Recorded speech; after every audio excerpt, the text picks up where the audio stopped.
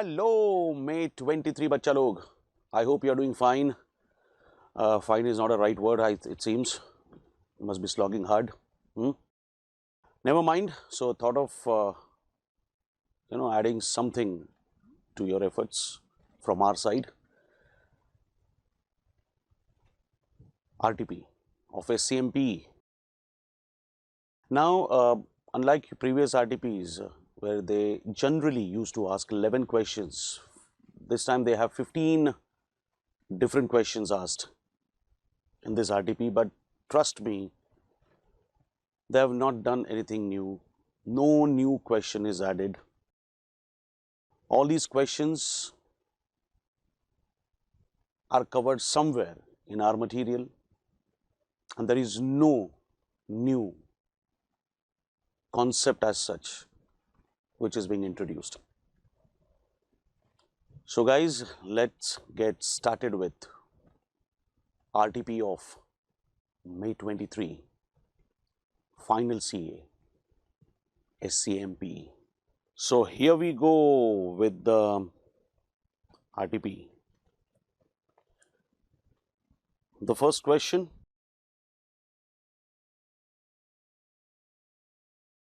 BA is a second largest airline in the country D. Aviation industry in country D is growing fast. In 2011, 45 million people traveled to, from or within the country D. By 2020, that doubled to 100 million. This number is expected to treble to 300 million by 2030. Also by 2025, country D is expected to be third largest air transport market in the world behind US and China. The government is trying to meet the significant growth potential of aviation industry. However, it will create challenges also for the airline industry and its industry partners. Government also wants to ensure that broader business and policy environment should not place hurdles which inhibit growth and reduce the level of benefit that aviation can deliver to the nation. The industry, its supply chain partners and the government and the policymakers have a clear mandate to work in collaboration towards the common goal of ensuring that aviation's economic and social benefits are fulfilled. Despite of operating in world's fastest growing market, BA struggles for passengers. So this is telling us that there is a struggle for customer. What problems are we facing? Aviation turbine fuel prices constitute about 40% of operational cost in country D, and they are taxed higher here than anywhere else in the world. The central government charges 14% duty on ATF, while the state government pile on their own local tax that can go as high as 29%. So I would say taxation is a problem.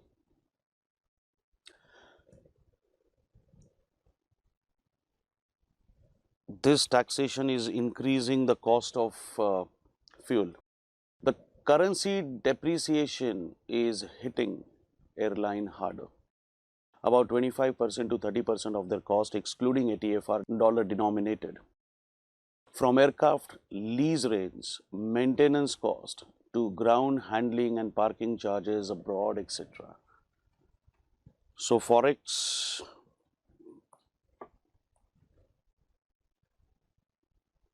can also be considered to be a problem. With the entry of low budget carriers, full service carrier like BA that have a higher overhead cost have been forced to offer discount to passengers looking for great bargain. So low fees or low fares can be one of the features. Low fare, low revenue, lesser profit. Continuous improvement in tourism infrastructure, tourism policies and human resource development, airport infrastructure density are among the areas where that could further enhance country's competitiveness. Ease of doing business over the last 5 years has risen. If it is easy to do the business, that means the entry of the competitor becomes easy. There is a vast possibility that your competitors may enter, and that may lead to rise in the competition. Intense competition among domestic airline carriers, the need to capture a slice over the ever expanding market and passenger price sensitivity makes the airline difficult to raise ticket prices. So basically fare, foreign currency, taxes and threat of new competitors are the features of this scenario. Together, these facts have now plunged into country's aviation industry to its most precarious phase in the last 3 years or so. BA is facing huge competition as a year of sharp U-turns for D's aviation industry, from record profits in financial year 1920 to mega losses, resulting in direct need of recapitalization. BA has been appealing to the government for a decade for a reduction in taxes on fuel, but all in vain. ATF is 35–40% more expensive in country D than in any other country in the world because of relatively high rate of taxes.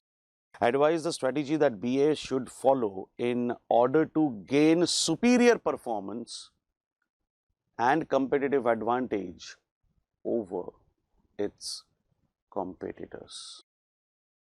So we are looking out for competitive advantage.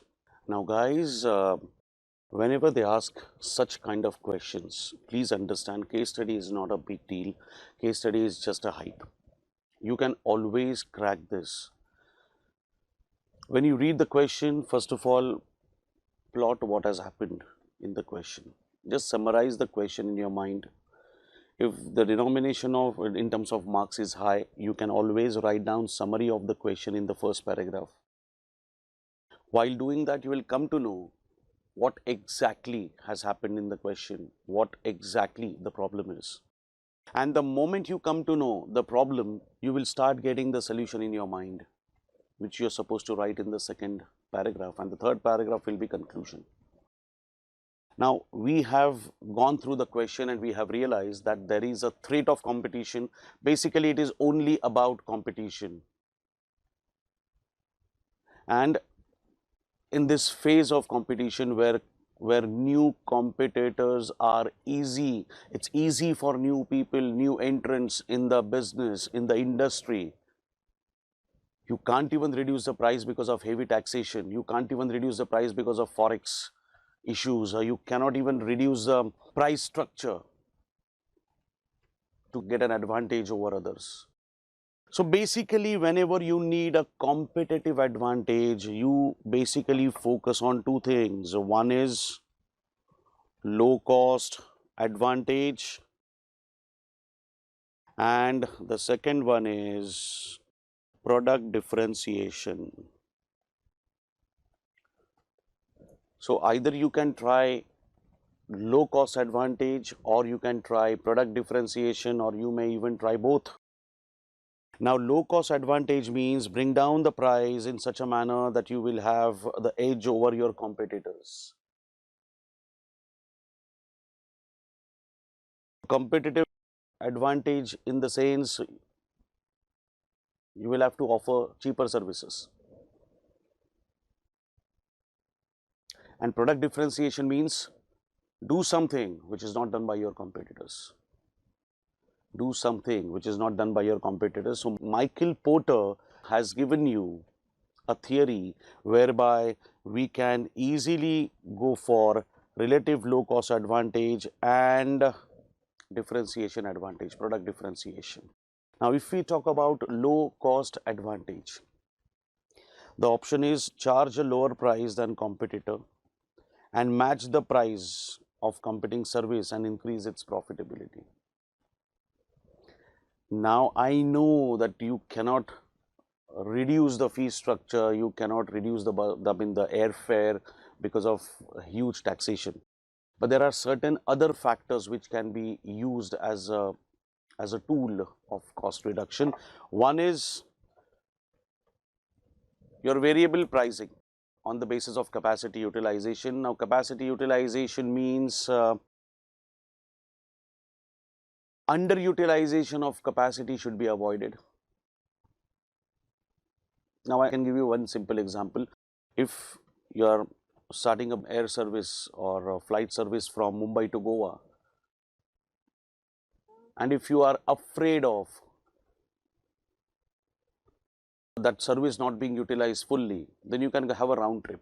Now, this is what the airline industry does in these days. The flight takes off from Mumbai, it goes to Goa, from Goa it is taken to Hyderabad, from Hyderabad it is taken to Delhi, and from Delhi it will be back to Mumbai and it will be stationed. So, instead of going for one-on-one trip, you can have a round trip and you can cover up more passengers. So, if you cannot win the war on the basis of only pricing, you have to win the war on the basis of volume. So, options are like selling seats via internet rather than through travel agents. So, your commission will be saved. Okay, don't give printed tickets. Online tickets will be then your cost of stationery will be saved. You can charge for seat allocation. Stop giving free meals. Seat allocation, for seat allocation you can charge now. You must have seen that what is happening these days. For aisle seat, they charge something else. For window, they charge something else. If you are in front, they will charge something else. So, this is how you can generate the revenue. Now, if that is done, automatically your cost comes down. So, if your cost goes down, then automatically it gives you an upper hand because your profit is increasing. So, economies of large scale concept can be implemented. Serve more and more passengers, earn on volume by reducing all these variable factors like tickets, allocation, free meals and drinks and all that. So, that is your low cost advantage. If you talk about differentiation advantage, then you will have to think what additionally you can do for your customer, what separately you are doing for your customer. Now, what can be done to get a differentiation advantage? You will have to do something, as I said, which is not done by your competitors. Now, see, the company is already a passenger airline. Okay, the company is already a passenger airline, so basically you'll have to do something whereby you will attract your customers, like giving them priority sitting, priority landing, priority check-in luggage, priority delivery of luggage. You may also give them in-flight entertainment.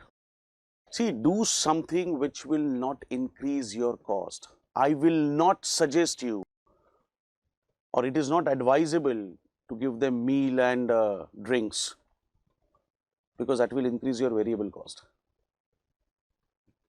If you decide to give them drinks and meal, that will increase your variable cost. So, as a result of that, you will have to increase the fare. But if you increase the fare, again you are losing your low cost advantage. So, give them such services, give them those services which will not have a cost burden on you, In-flight entertainment can also be one of the point of differentiation. You can also think of changing the flight routes. If shorter routes are preferred for 100% utilization, you may think of going for it. If round trip is preferred in order to see the excess utilization, or I would say 100% utilization, you can think of going for it.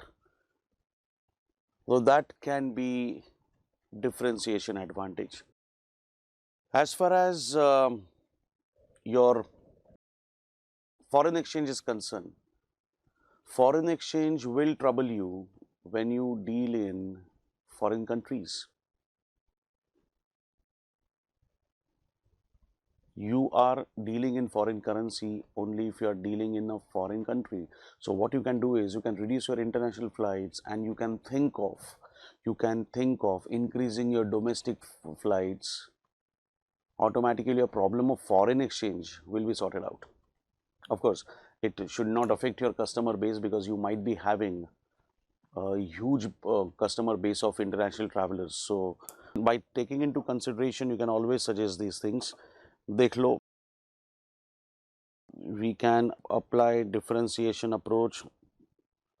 See, superior technology, well maintained, clean air, comfortable aircraft, prime landing slots, customer care, recruitment of high quality staff, providing complimentary services as in-flight entertainment. Now see, they have mentioned high quality food and drink. But what have they mentioned after that? Customer value can also be increased by subjective features like brand image, advertising. However, differentiator cannot ignore its cost position. If costs are too high, the premium price are nullified. Remember this, you can't charge premium price. So this is subjective. High quality food and drink. If the customer is ready to pay for it, that's fine, but you can't. It can be kept optional. If you want food, you can book the food. If we are charging 250 in flight, we may give you offer.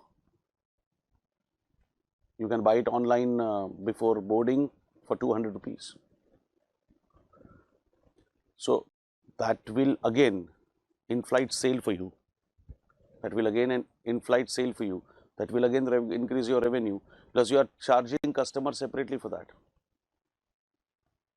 So all these things can be done. Then geographical region, short point to point flights to reduce the cost. Serve your niche customer, because you don't want to lose your customer base. As far as currency depreciation is hitting airlines harder, so we should increase number of internal domestic flights. So even if you write all these points, your work is done. So guys, exact words, exact length is not required. You cover all the points, that is more important. Exact length is not required. You may cut short the explanation, you may cut short the redundant part, and you can write other important parts here. So that was your question number 1. Second question, Moon Limited is in the business of manufacturing copper rods. The copper rods are sold to various cable wire manufacturers across the country. The growth in economy, especially the power sector, has led to a sharp increase in demand of cable wires and copper rods. The company is considering an opportunity to set up its own copper wire manufacturing plant and gain a share in cable wires market. A detailed study was carried out to understand the market of cable wires, market growth, competitive landscape, and financial feasibility, etc. The chairman has asked the Director of Finance to review the financial feasibility study and highlight concerns, if any. The following paragraphs contain summarized information of various financial study carried out. The project of setting up a new cable wire manufacturing plant is expected to yield a net present value of 200 crores. A net present value of 200 crores, considering a project life of 20 years. The initial cost of setting up the plant is 500 crores, which is readily available with the company. So there is no loan and all that needs to be taken.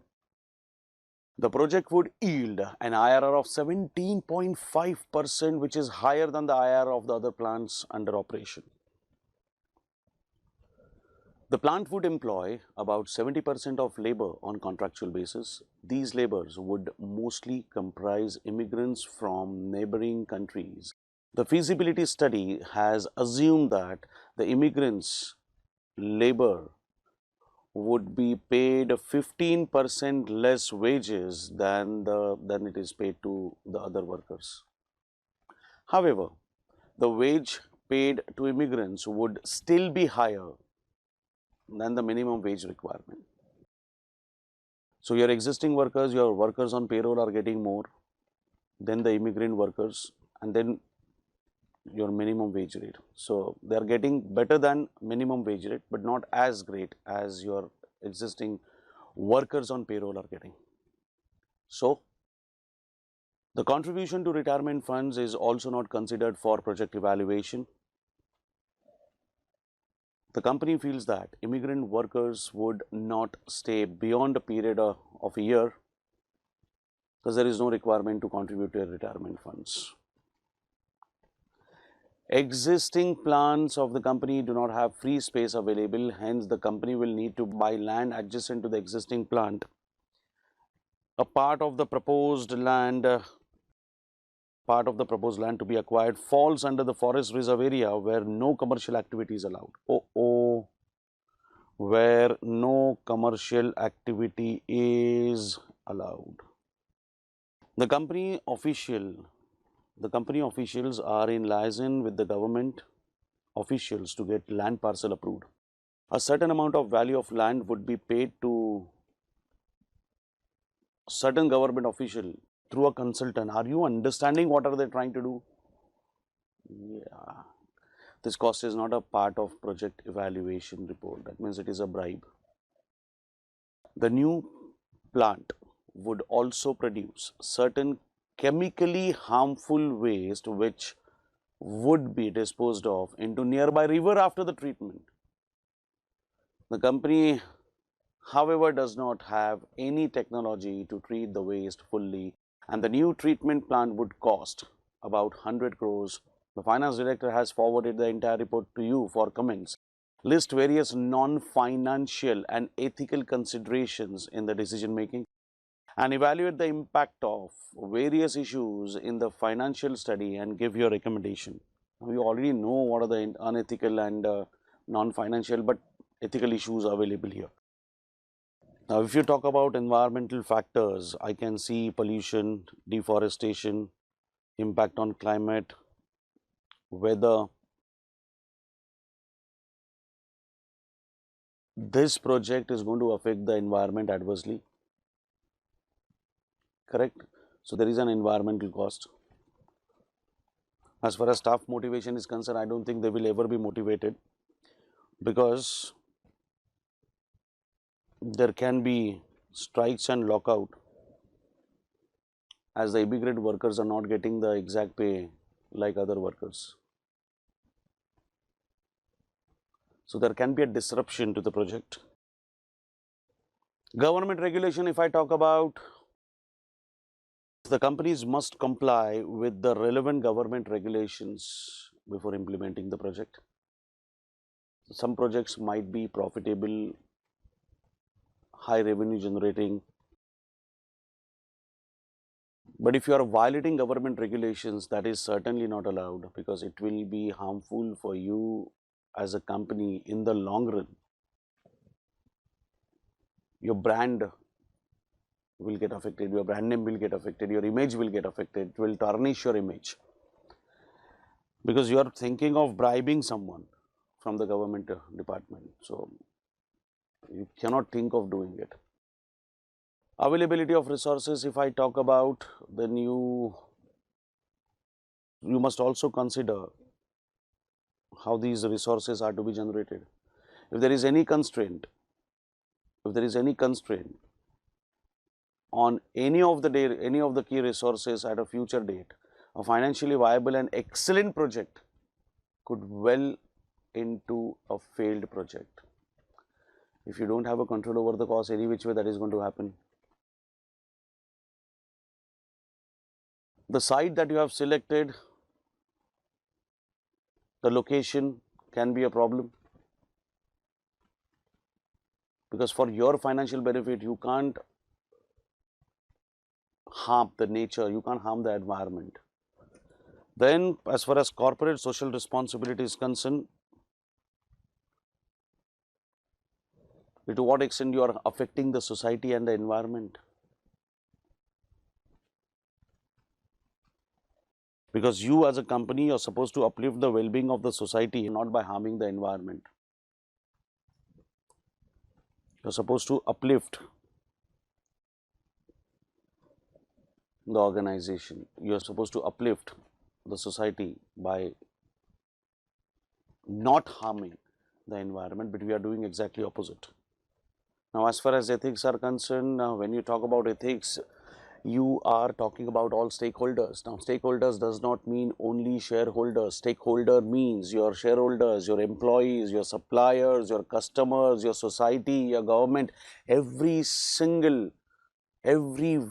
is going to be very important. So, you as a company should not harm your stakeholders as well. As far as financial study is concerned, you can always take a call of going for the project because you have a very good net present value and IRR. The amount is also available with the company, so we don't need any loan or something. So, financial issues, if I consider, yes, I would like to go for the project. But as far as non-financial issues are concerned, I will have to rethink about implementing the project, or I will have to change my strategies, especially the location, especially the pollution, especially acquisition of land by bribing someone. All these things, even your employees, all these things have to be mentioned. That's your question number 2. The third question is based on total quality management. WEI Limited has a dedicated set of production facilities for an auto component, coded X, pertaining to the gearbox of its leading car GX2. With a vendor park set up in the vicinity of the parent manufacturing plant, the just-in-time system ensures that no stock of material or work in progress or finished goods are held. So, that is reducing my cost. At the beginning of the year 2021, the plant information relating to the production of component X through the dedicated facilities is as follows.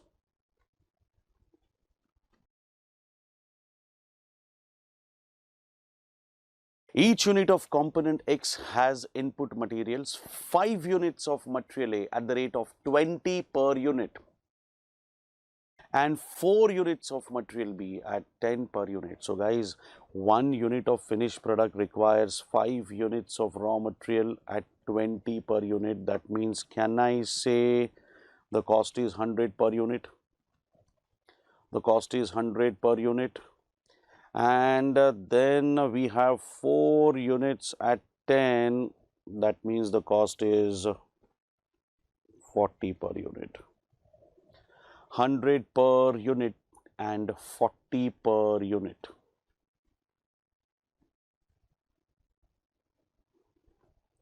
Variable cost per component is 25 per unit. So, guys, 100 plus 40, 140 plus 25, 165 per unit is your total variable cost. Fixed cost is 2,50,000. It is estimated that 7.5% of units of X will be defective and will be scrapped. Okay. It is expected that customer will require replacement of faulty units of component X at a rate of 1% of quantity invoiced to them. So if you dispatch 100, one will come back and one will have to be replaced. So 101 you'll have to produce. WEI is pursuing a TQM philosophy, and consequently all losses will be treated as abnormal in recognition to zero defect policy and will be valued at variable cost of production. Look at the cost structure. First year, second year, third year. First year, second year, third year. Worked on in the process 6,005, then 7,500 and 7,000. Invoice to customers 5,500, 6,500, 6,500. Material A and B, variable cost and fixed cost. No changes have occurred from the plant prices level from materials, variable overhead or fixed overhead cost. Actual fee replacement of component X to customers were 250 units and 40 units. Actual free replacements of X were 250 units and 40 units in the year 2022 and 23 respectively. This should be 23. WEI Limited authorized additional expenditure during the year 2022 and 23 as follows. First year, equipment accuracy checks 10,000, staff training 5,000. Second one is 10,000 plus 15,000 in terms of equipment accuracy, and staff training has also gone up by 3,000. So 25,000 and 8,000 is going to be the cost for you in the year 2023. What is required? Check whether in the year 2021 actual results were achieved at the plant level in respect of quantities and losses and unit cost. Second, use figures arrived at A in order to calculate the value of internal and external failures. Prepare a statement for the year 2022 and 23 which provide reconciliation between number of components invoiced to customers with those worked in the production process. The statement should show the change from the planned quantity of process losses and changes from planned quantity of replacement of faulty components. Prepare a statement for the year 2022 and 23 which shows actual internal failure, external failure cost, appraisal cost and prevention cost. And finally, give analysis which explains the meaning and interrelationship figures given above in the table in analysis A, B, C, D. What have they asked for? Let's see. Your first two questions, A and B, are related to 2021. They're asking us to find out quantities and losses and unit cost level of material and variable cost. And in the second part, they have asked us to find out internal and external failure. If you find out cost in the first calculation, if you can find out cost in the first calculation, you can easily go for internal and external failure cost in the second calculation. So let us complete part A and B first. I'll show you the calculation. This is part A. I'm solving right now. See how many components are worked. See, you're just supposed to see 2021 information. So components worked are 6,005. Question says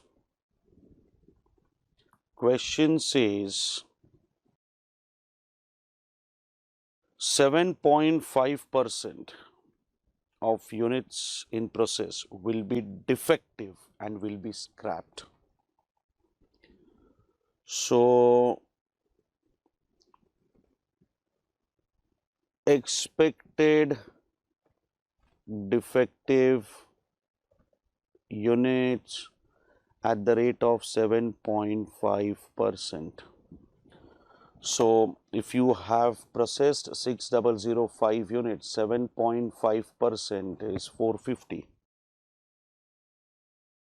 Guys, when you already know that 450 is going to be a defective lot, that means you're anticipating that in the right from the beginning. That means definitely this will not be dispatched to the public. So you as an individual, you as a team will identify this, and definitely if you are identifying this, this will not be dispatched to the public. So this is your internal failure. So 6005 minus 450, 5555 will be dispatched to the customer. Now they have further said that there is some more rejection. They have said there is some more rejection. It is 1% of the quantity invoiced to the customer, and this will be found out by customer. So this is your external failure. So I will further deduct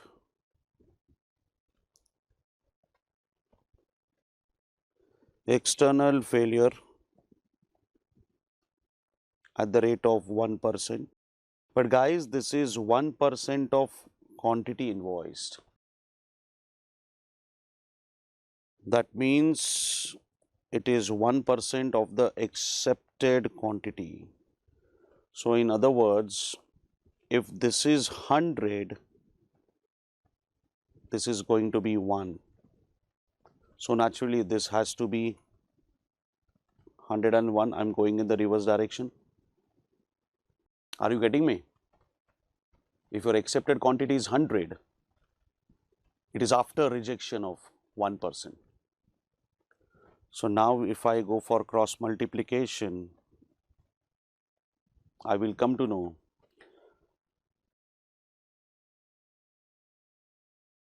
that 5500 should be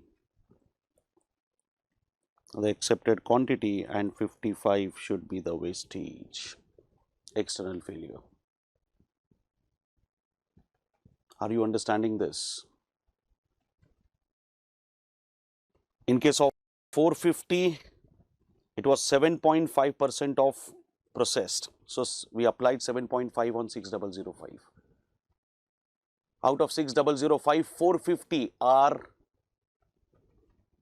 recognized to be a failure by the management. That means it is internal failure. Failure identified, rejection identified by the customer is the external failure for you, which is 1% of invoice, 1% of accepted quantity. So if 100 is accepted, 1% is defect, that means I must have dispatched 101. So this is 101 for me. You understood this?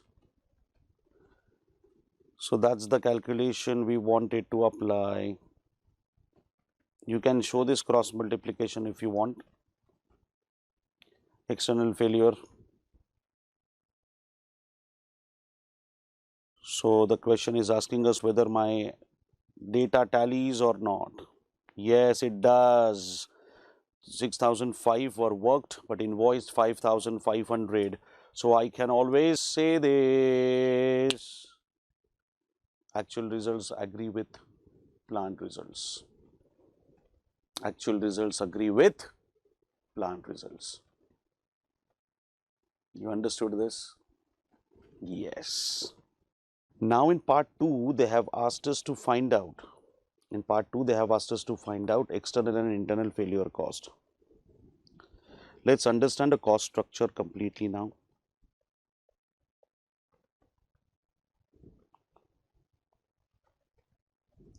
Let's understand the cost structure properly. You have material cost,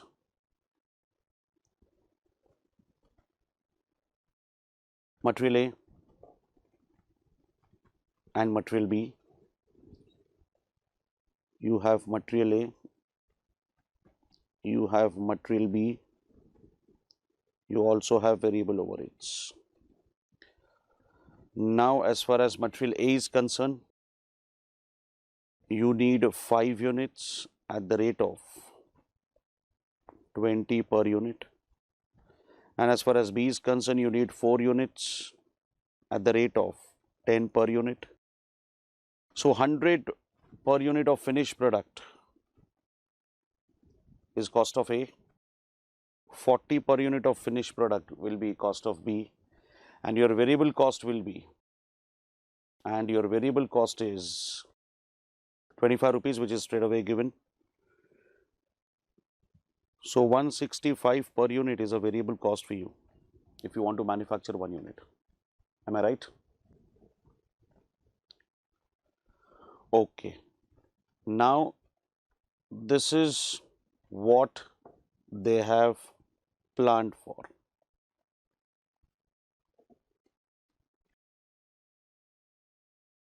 I will now find out actual cost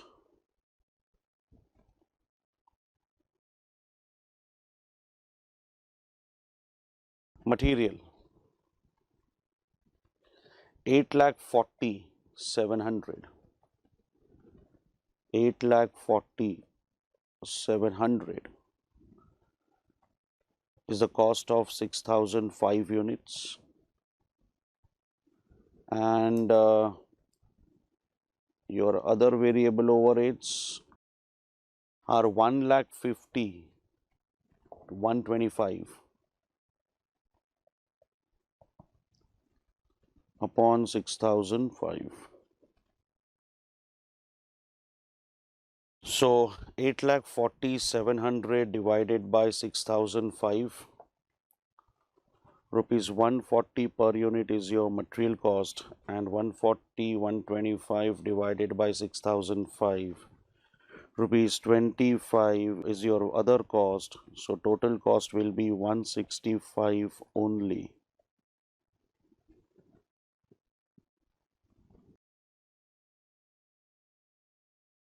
Total is 165 only. So your plant cost and your actual cost are same.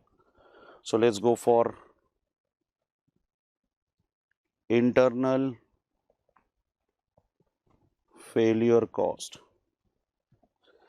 Your internal failure means the rejected quantity recognized by the manufacturer. The quantity recognized by the manufacturer, that is 450.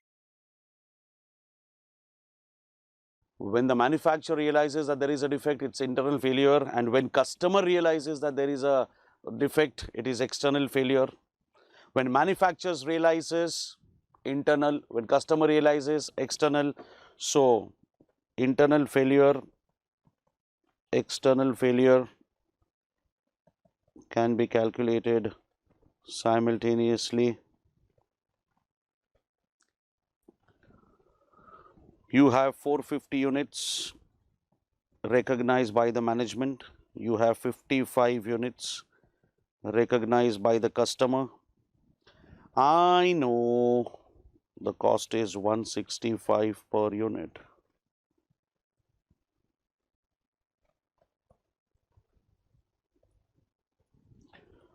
So 450 rupees 74,250 and 55 rupees 9075. That's your internal failure cost and external failure cost. So guys, that's the solution for part A and B. You can see the first one, part A, and then you can see the cost structure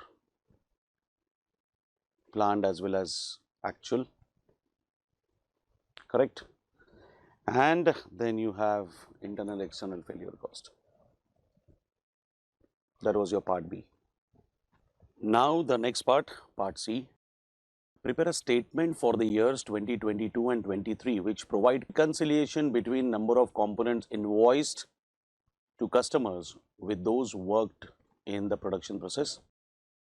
The statement should show the change from the planned quantity of process losses and changes from the planned quantity of replacement of faulty components in customers' hands. Let me remind you something. In 2022 and 23, there were 250 units and 40 units respectively, which were given as a free replacement. And we have this quantity structure. If you see this quantity structure, you will realize that 6,500 are your invoiced units to the customer. So we are supposed to do the reconciliation between invoice and production process. Okay.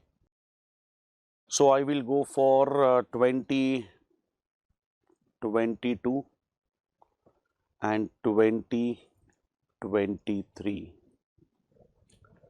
Okay, 2 years. Now, how much is the quantity invoiced? Quantity invoiced is 6,500 each. Now we all know that 1% of quantity invoice was the rejection. So that was your planned or estimated rejection, which was 1%. I hope you recollect the solution. We had this, which we considered to be 101% to get 5,500 as accepted quantity.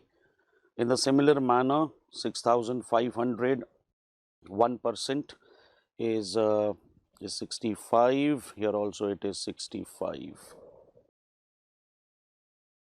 Then they have given us total rejection, which will help us in finding out unplanned rejection. 250 minus 65. 250 minus 65 will be your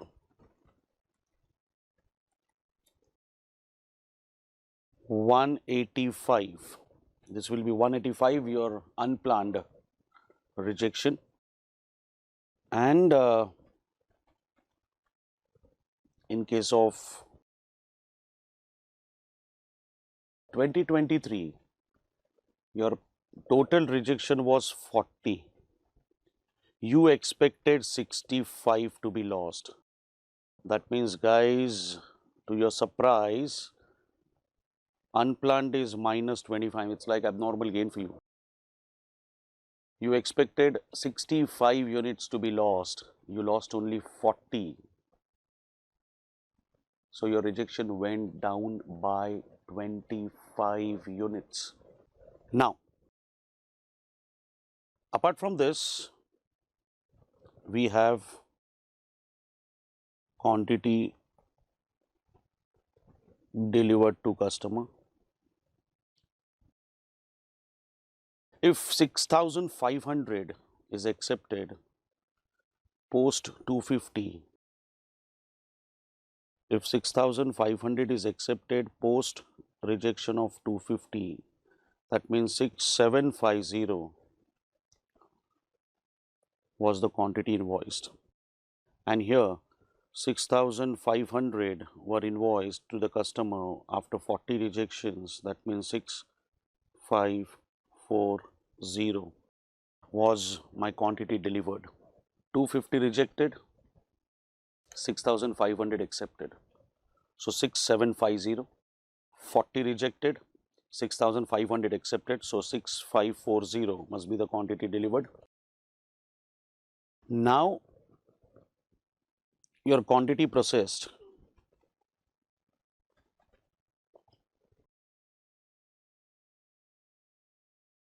Your quantity process was 7,500 and 7,000. Your quantity process was 7,500 and 7,000. That means your total defect will be 7,500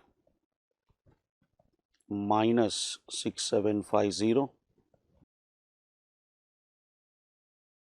Total quantity delivered to the customer 6750, but I produced 7,500. That means 750 must have been recognized earlier,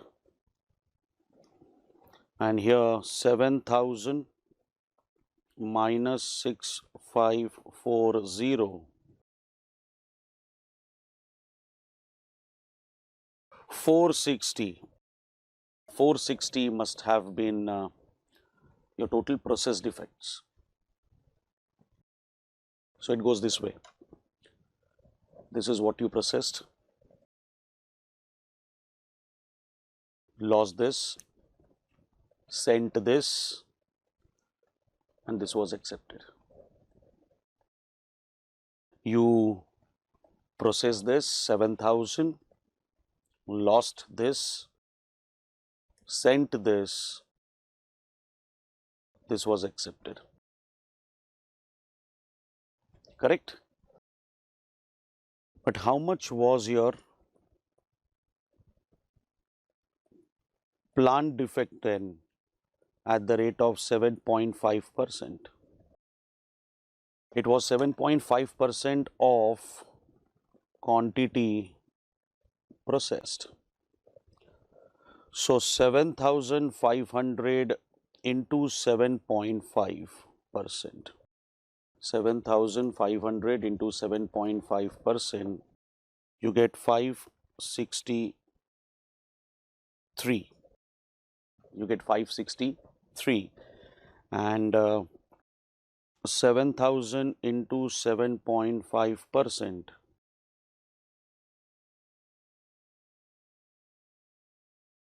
this is 525. So 563, I've just rounded it off, it doesn't matter. 7,500 multiplied by 7.5, 562.5. You can take it as 562 also, but I have just taken it to the upper side. It can be even lower side. If you are estimating less, you can even take 562. Now your total defect was 750, but your plant defect was 563. So your unplanned defect will be 750 minus 563,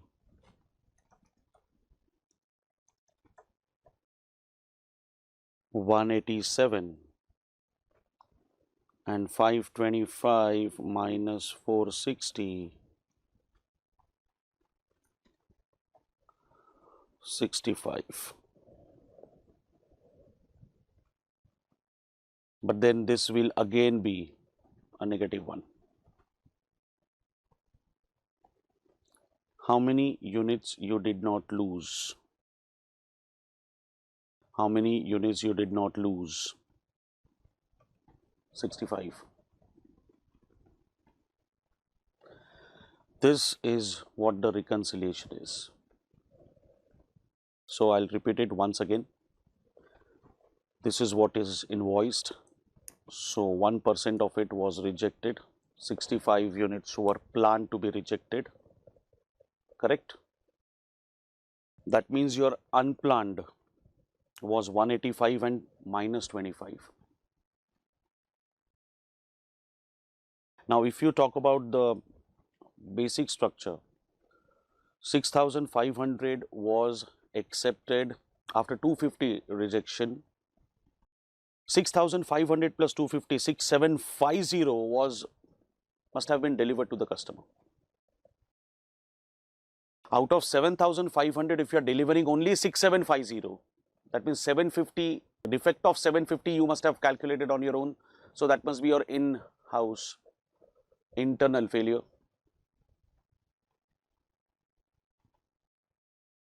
When you plan you plan for 7.5% of 7,500, that comes to 563. You lost 750 instead of 563, so you have lost 187 more. Whereas in 2023, 6,500 was invoiced after rejection by the customer of 65. That was expected. So ideally, I should have produced 6565, but question says that there was a rejection of only 40. That means ideally I have produced 6540. 7,000 was the quantity in process, 7.5% of it, that means 460. 460 must have been internal failure. If 460 is the internal failure, 7.5% of 7,000, 525 should be the internal failure. So my internal failure also went down by 65. My external failure has gone down by 25. That is what the reconciliation is. This is what the reconciliation is. Now we'll go for the last part. In part D, they have asked us to prepare a statement for the year 2022 and 23 for internal failure cost, for external failure cost, for appraisal cost, for prevention cost. Now we can see appraisal and prevention. Equipment accuracy check. Equipment accuracy check. Check is appraisal. Staff training is prevention, so that defective units will not be produced itself. Again, this has gone up to 25 and this has gone up to 8,000. So checkup, or I would say compliance cost, verification cost is an appraisal cost for us. And we already have the list of internal failure and external failure. Internal failure is 750 and 460, 750 and 460, and external failure is 250 and 40. 250 and 40. We also have the cost structure 165. So here we go. Statement of cost 2022, 2023. We'll first go for internal failure. Your internal failure in the year 2022 is 750.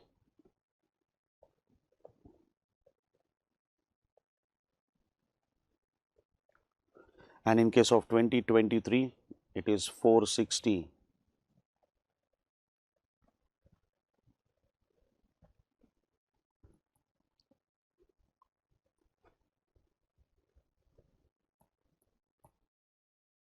External failure, when the customer realizes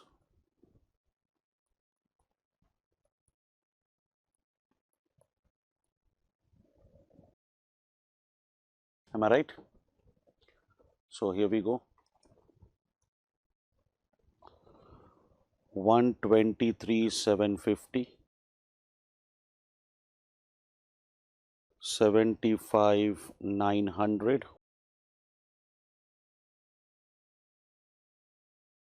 41,250, 6,600. Apart from this, there is appraisal cost, compliance cost, to check whether everything is properly maintained or not, and that is your 10,000, which is going up to 25,000. And in order to prevent such problems, you are training the staff at a cost of 5,000 in the first year, and it is going up by 3,000, so 8,000 in the second year.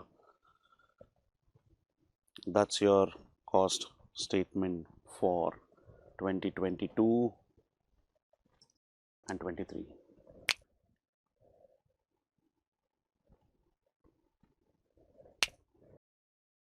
You understood this one?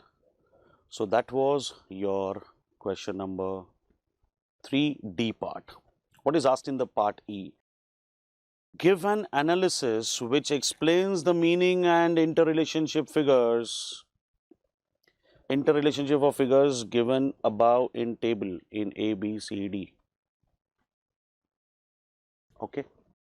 Now for this, you just need to compare internal failure cost of 3 years. Like here. In 2021, it was 74,250. It has gone up to 123,750. And then in the next year, it has gone down to 75,900. Same thing is to be explained, same thing is to be presented. 9075 was your external failure cost, which is increased to 41,250. There is a rise in the first year. And from first to second year transition, if you see from year 2022 to 2023, there is a reduction, huge reduction. But you're just supposed to comment on that. That's it. I'll show you. Now for this, we need not write a solution as such. You already have this information. Look at this. Cost went up by 49,500 and then cost went down. 123,750 minus 75,900, cost went down by 47,850. Went up by 32,175. Went down by 34,650. So that's the total. Total cost went up by 81,675, and in the next year it has gone down by 82,500. And for that, you're just supposed to mention a few things.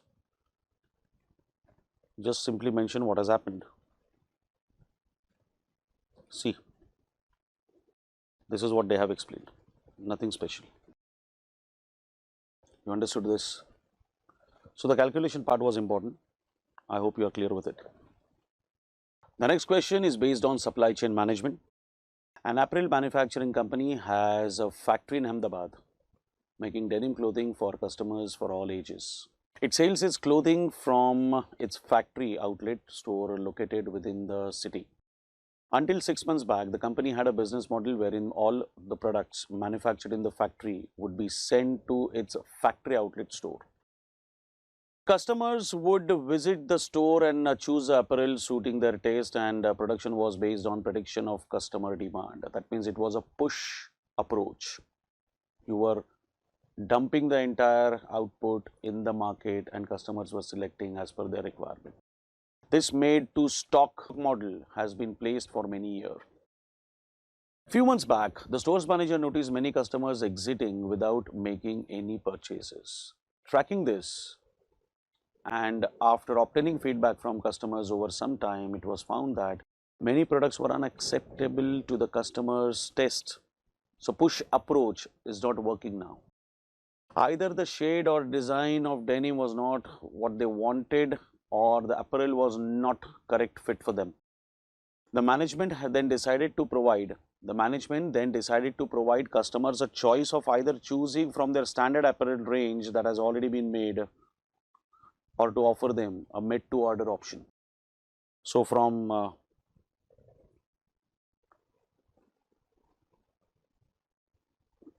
push option, we are trying to go to pull option. The company now displays its range of denim material at the factory outlet. Customers can go through the samples and choose the material of their choice. Company certified tailors would then take the measurements based on the customer preferences, and the detailed order customized to the customer's need would then be drawn up. The factory has set up a separate tailoring division that should stitch the apparel specifically for these made-to-order sales. For this, new machines and production line resources have been put in place.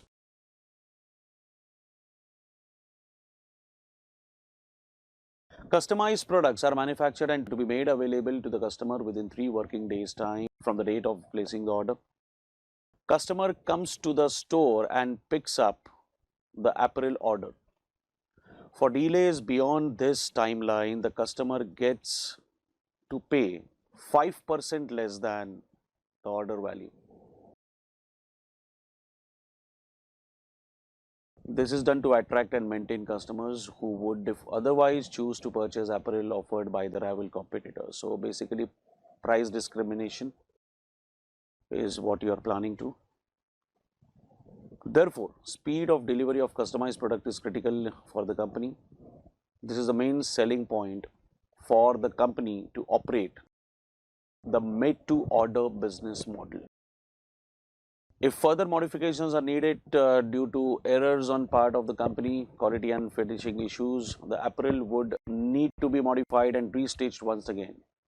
The company will bear the cost of modification or replacement of garments. This new made-to-order has been in place for last 6 months.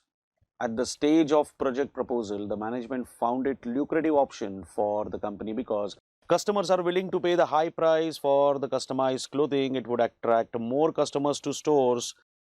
If the model works well, the dependence on the made-to-stock push model can reduce and can save inventory, stock obsolescence and warehousing cost.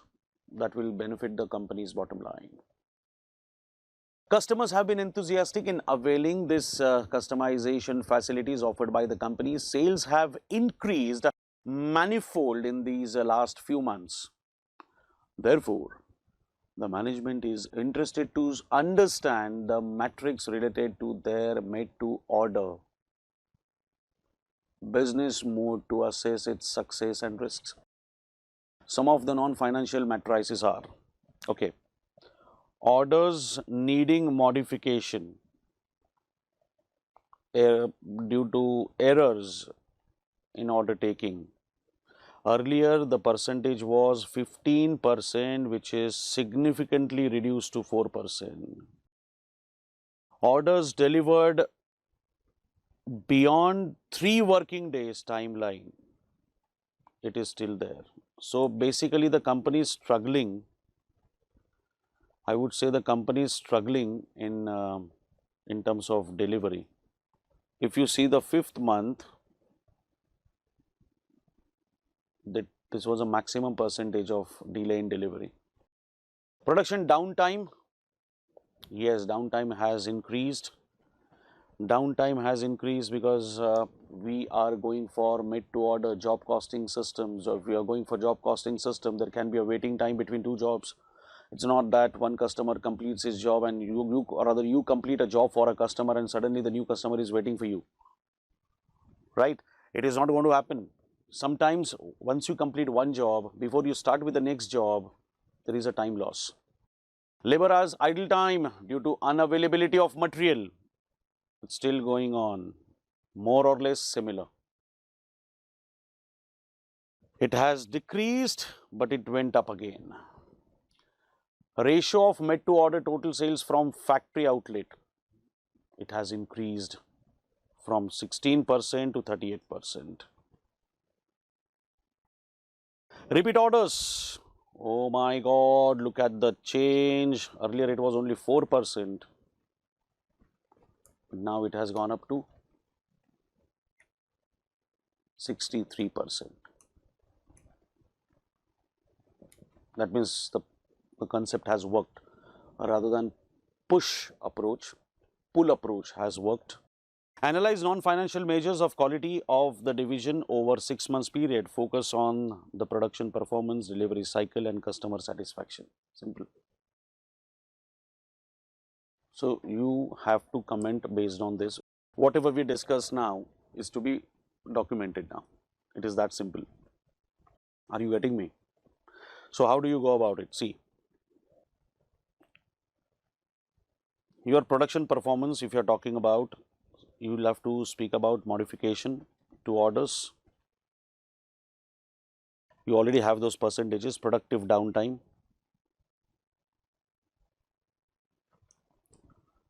breakdown of machinery, plant maintenance, it is unproductive time. Reducing the machine's capacity, it must be kept minimum. Downtime have been steadily increasing in past 3 months. Take the corrective action at earliest. Urgency of the issue is to be compounded by the fact that the sales order have been increasing steadily. So, in order to meet the rise in the sales order, you will have to increase the production process also. So, you can't afford to have a production downtime. Then you have labor idle time,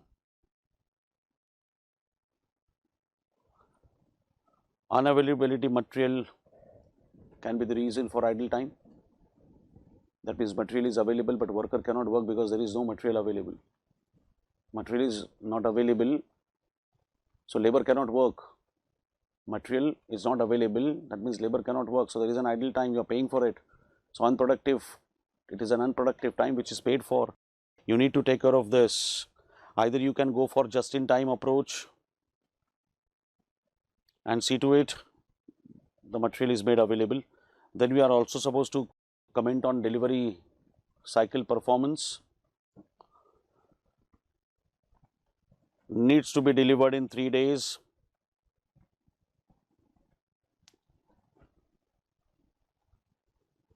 If the order gets delayed, 5% of price you are losing. It's a compensation, or I would say the penalty. So on an average, 5% orders are not delivered within time. So the success ratio, they say that it is 95%, but we can try to minimize even 5% because we want to maintain the image of the brand. And then customer satisfaction by repeat orders and sales mix. This is what you are supposed to comment. See, whatever we discuss while going through the question, the same thing is to be mentioned in the solution. That's it. So you understood the question was not at all difficult. You were just supposed to write down those points. Of course, you can use the term push approach, pull approach to give more weightage to your answer. That was your question number 4. Next question is question number 5, which is based on value chain analysis. X is a leading toy manufacturing firm.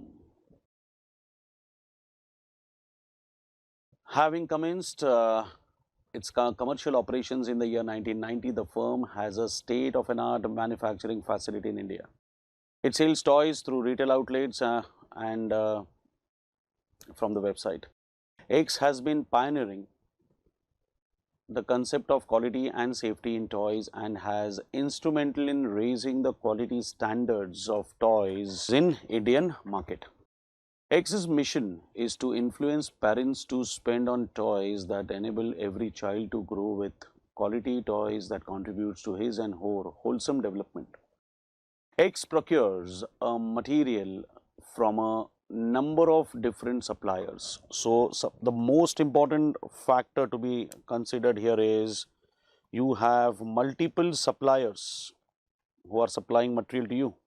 X procures the material from number of different suppliers. Now that means you have multiple suppliers to deal with.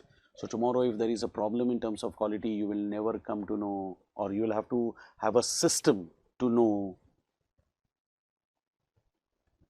where the fault is, who is the supplier, who's the supplier that is sending poor quality material to us. All the purchased material are dispatched to its warehouse located in its factory and are held there unless they are moved to production. After production is completed, finished toys are moved to X's retail outlets by its own vehicles. Each week, the vehicles follow the same time and same schedule regardless of the weight they are carrying.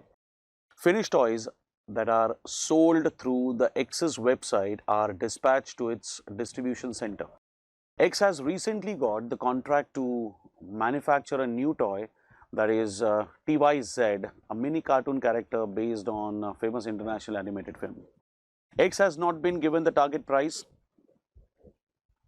Hence, it is free to set its target price, however, must pay royalty of 10% of the selling price to the film director. X is also planning to sell TYZ through retail outlets.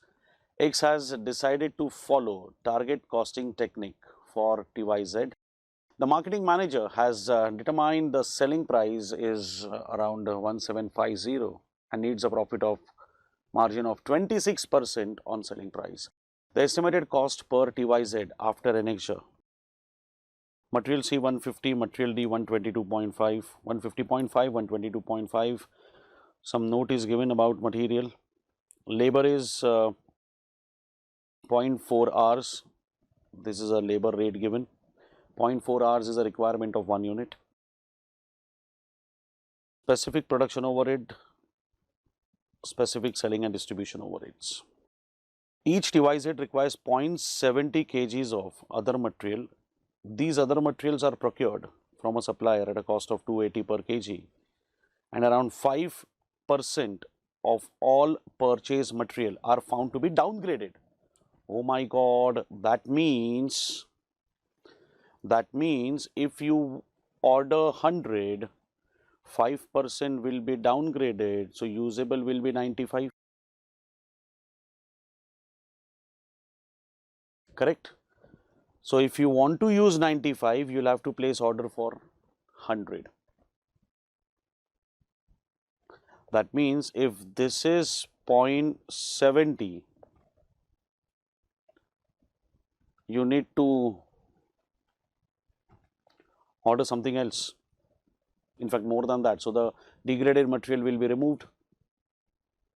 Degraded material will be removed, and balanced material will be used for consumption. So 280 per kg into 0.7. 280 per kg into 0.7. This is a final cost of the material which is consumed. But this is 95%. So if I try to purchase, it will be definitely more than that. It will be around 206 point something from 0.32. Correct? I hope you are understanding what I am talking about. You order 100, only 95 is usable. This 95 is 0.7. This 95 is 0.7, which is to be purchased at 280. So if 0.7 is the final quantity usable, you will have to order 0.73684 kgs multiplied by 280 will give me the cost 206.32 again. Okay, so they're asking for target costing. Okay, so I'll go for the calculation. I have a selling price to be recorded. Question says it is 1750. From 1750, I am deducting royalty, which is compulsorily paid at the rate of 10%, and then I will be subtracting profit, which is 26%. So 1750 minus 175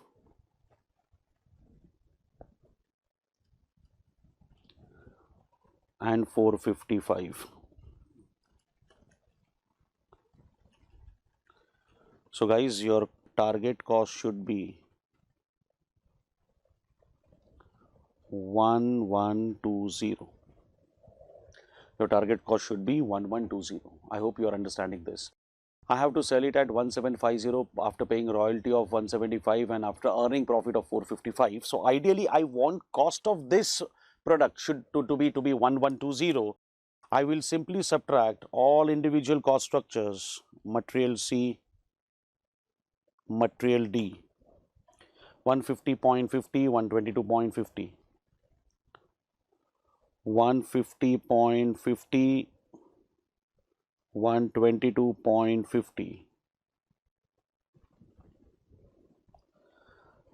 Then I have labor 420 and I have variable production overheads as well as variable selling and distribution overheads. 132.30, 166.60. 132.30, 166.60. Labor 420. I need other material. Now listen, for other material I need 0.7 kgs at the rate of 280. This is the actual requirement of material which will be used for producing the product. This will go in the consumption process. But if I want to consume 0.7, I will have to order 100. So 0.7 into 280 is the cost. So 196 is the actual cost, but then to use 0.70, I will have to order more because 5% will be damaged, 5% will be lost, 5% will be unused quantity. So 196 is going to be 95%. So this is 206.32.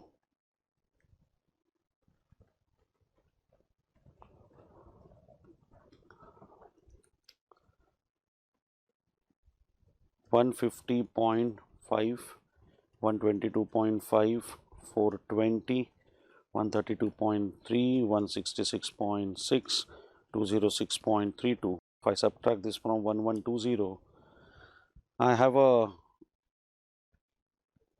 cost gap of 78.22.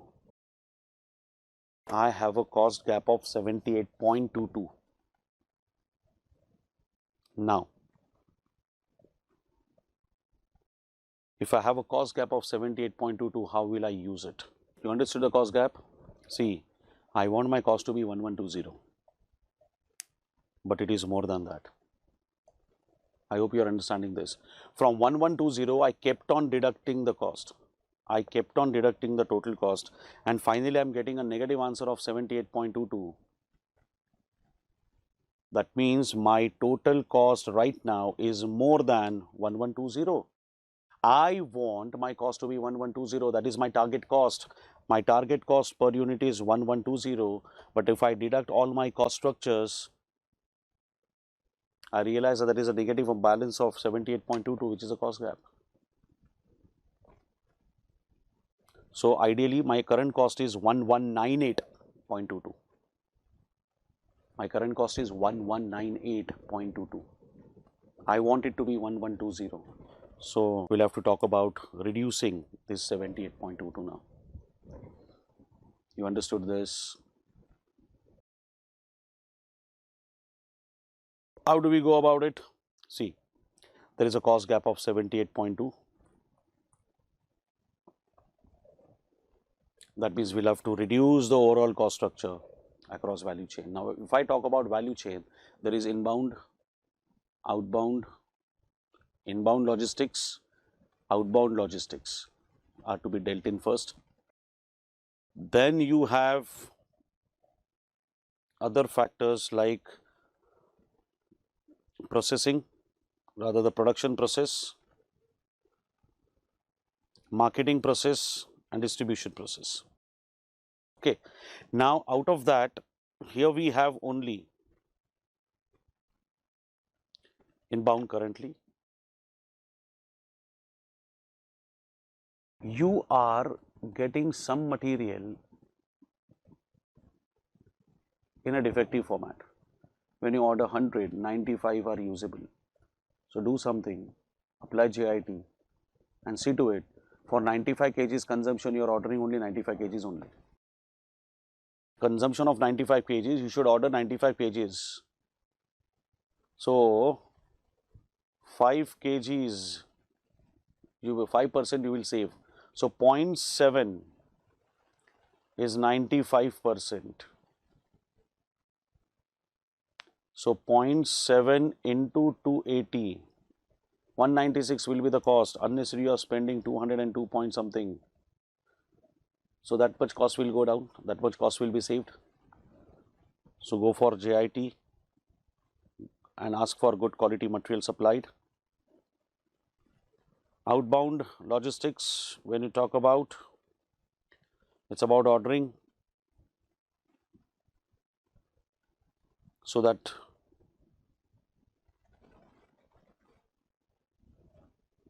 the distribution and the transportation will take place properly, and you can think of going for online so that your distribution network is not required, only transportation part can be taken care of. You won't need help of middlemen. That much amount you can save. Marketing and sales, if I talk about,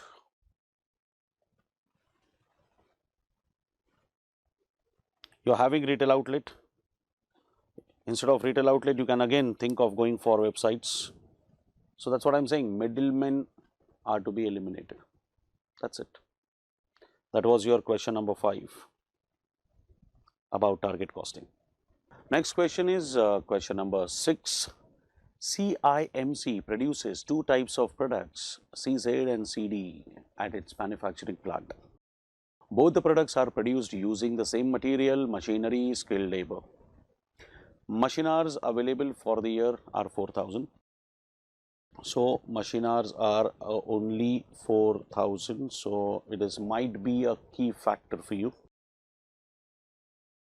Selling price is available. Material cost is available. Machine hours are available. Annual demand is available. Online booking already accepted for 400 units. That means, guys, you have to at least produce 400 and 1200 units. You don't have a choice.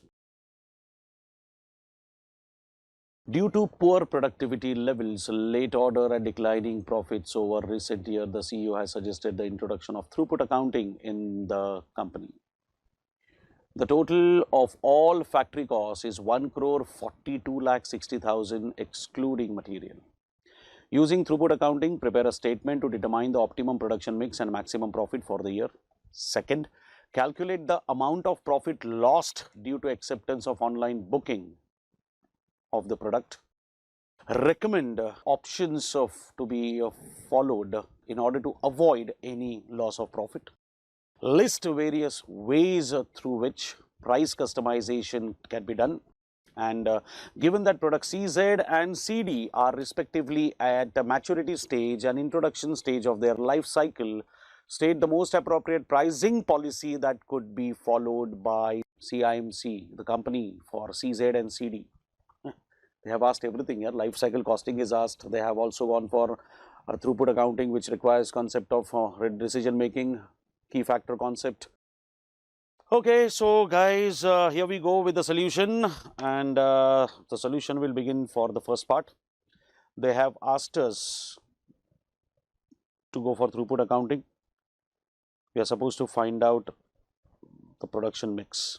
Now, first of all, you are supposed to produce 2,000 units.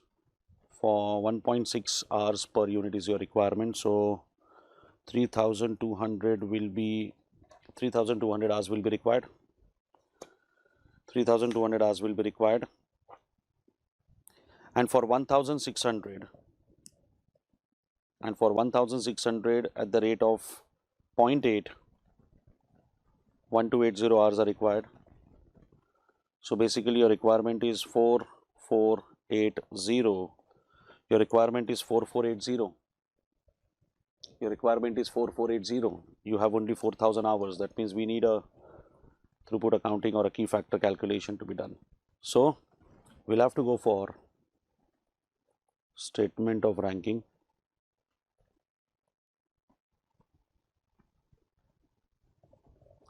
I have 2 products, CZ and CD. I have selling price. Selling price is what? 16,000 and 4,000. Material cost 7,000, 1,200 minus material cost per unit 7,000 and 1,200.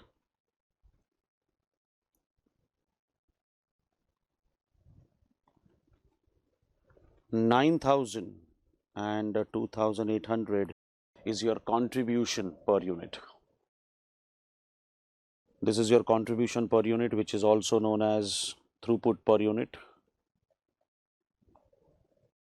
But this is per unit based on different number of hours.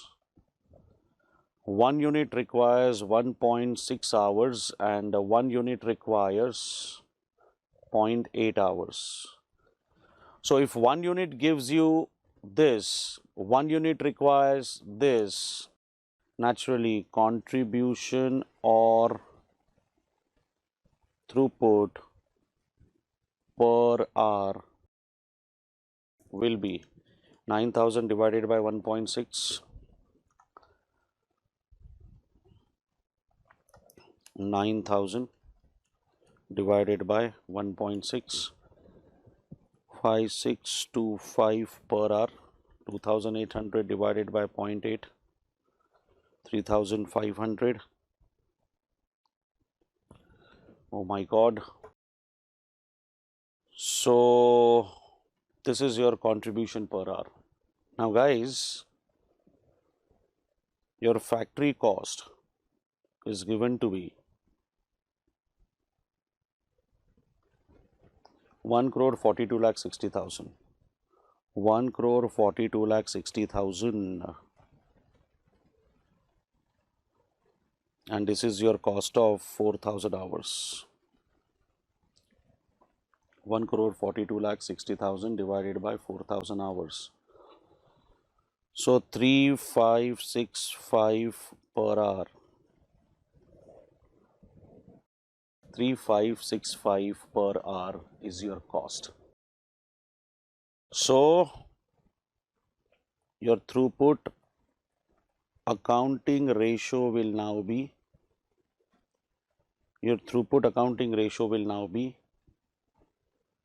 5625 upon 3,565. It gives you 1.58, and this is 3,500 upon 3,565. This comes to 0.98. So in case of the other second product, CD, revenue is lesser than the cost. In case of CZ, revenue is more than the cost. So if I have to decide the ranking part, my first priority will be given to CZ, and the second priority will be given to CD. In terms of cost profit relationship, CZ is better. Correct? So now I am going for optimum mix. Now I am going for optimum mix.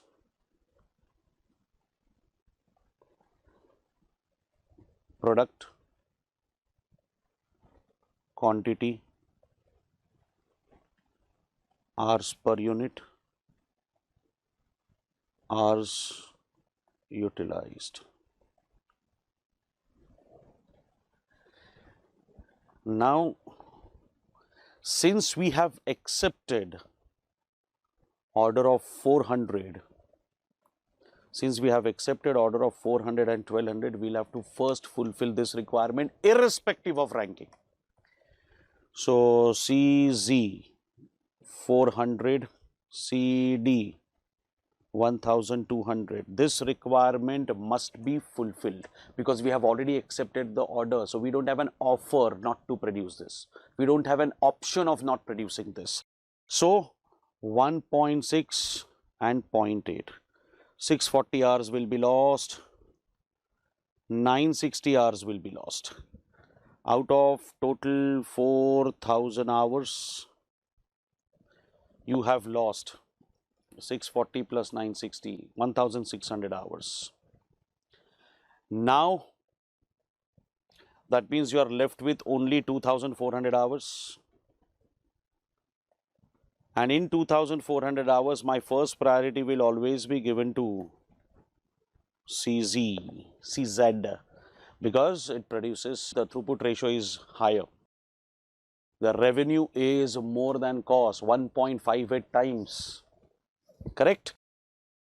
Okay, how much is the total demand? 2000. Total demand is 2000. Correct? Now out of 2000, 400 are getting produced at the rate of 1.6. 2400 divided by 1.6. 2400 divided by 1.6. 1500 more units can be produced. 1500 more units can be produced. Are you getting me? So, now your statement of profit will be very simple. CZ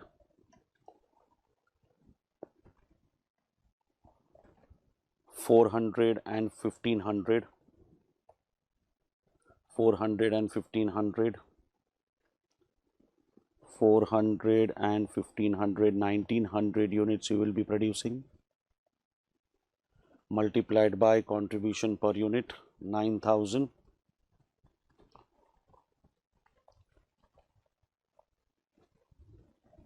So 1,900 into 9,000, 1 crore 71 lakh, and CD you are producing only 1,200 and contribution is 2,800. 1,200 units and contribution is 2,800 per unit. 33,60,000.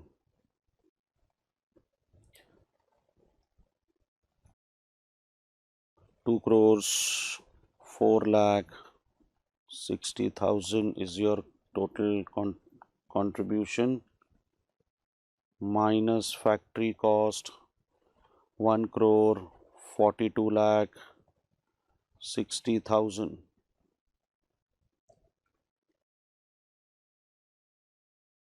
62 lakhs is your profit. 62 lakh is your profit. Got it? There is one more presentation possible here. This is a simple presentation which we follow in decision making. I've shown you this presentation. There is one more presentation for throughput accounting. What you can do is, how many hours are utilized for CZ? 2,400 plus 640. A similar presentation can be done. Instead of quantity, you will take number of hours. So it can be done this way. Statement of profit, CZ, your first 640 hours.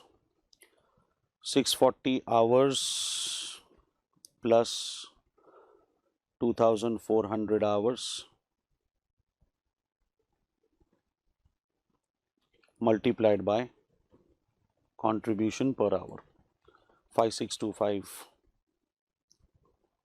5625 per hour.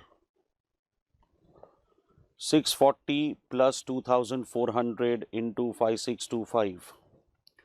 Oh my God, oh my God, oh my God, we are getting the same answer. Look at this.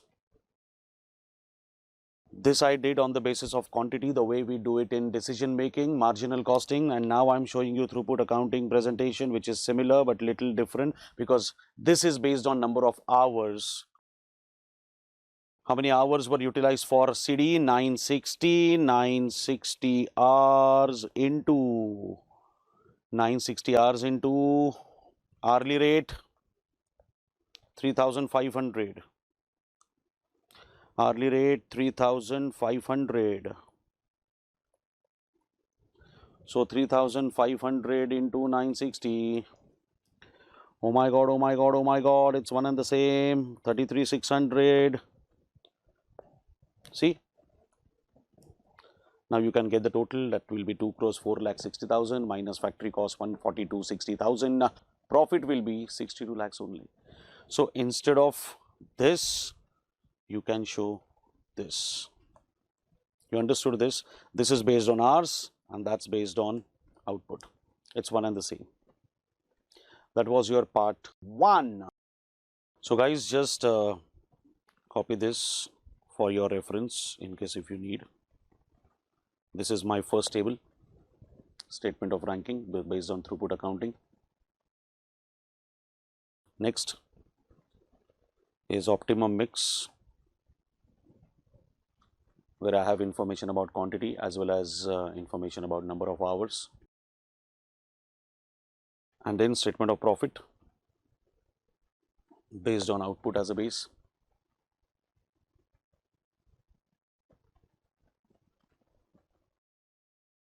Correct? And this is alternate solution. Only the first part changes. Minus factory cost and profit figure will remain same. That's why I've shown you only this much. So this is throughput accounting for you. Now the question is asking in point number 2, if you wouldn't have accepted his online offer, what would have been, how much is the loss of profit due to acceptance of this offer? Guys, since I accepted offer for 400, since I have accepted offer for 400 and 1200, I have to first produce this. If I wouldn't have accepted this offer, my entire time slot I would have utilized first towards producing 2000 units of CZ. Currently, I am producing 400 first, then I am giving priority to 1200 units of CD because the offer is accepted, I have to produce it. If I wouldn't have accepted this offer, I would have given my entire slot for producing 2000 units. So, CZ and CD.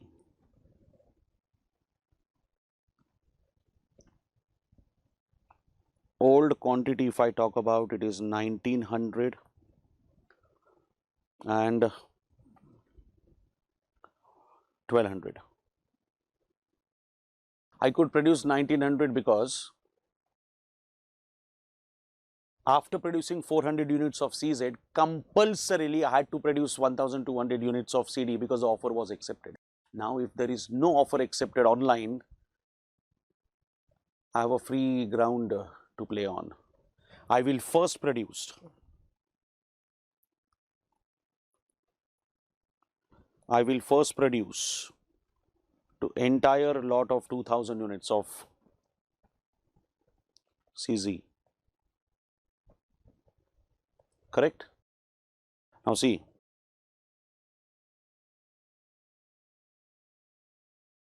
total hours 4000, used for CZ 2000 units into 1.6 hours per unit. So guys, 3200 hours will be completely utilized for CZ.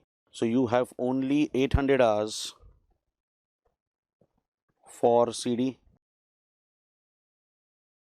So quantity, possible quantity will be 800 hours divided by 0.8 hours per unit. Only 1000 units I would have produced. Naturally, I would have given the entire time. I would have given the entire time to CZ. So instead of 1900 and 1200, I would have produced 1000 units. So additional quantity 100 units, additional quantity 100 units. There is no additional quantity, there is a reduction in quantity 200 units multiplied by contribution per unit. That is why I prepared the statement so that contribution per unit can be made available. 9000 and 2800. So I will earn additional 9 lakhs here, but I will be losing a contribution of 5,60,000 here. Net gain rupees 3,40,000. If no online order was accepted. You understood the calculation? Kindly copy this.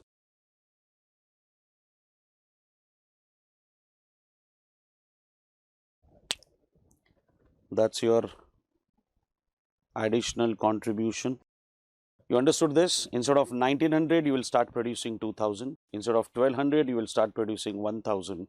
So here you will produce 100 additionally to gain 9 lakhs extra. Here you will be losing 200. So you will be losing contribution of 5,60,000. Still there is a net gain of 3,40,000 if the offer was not accepted.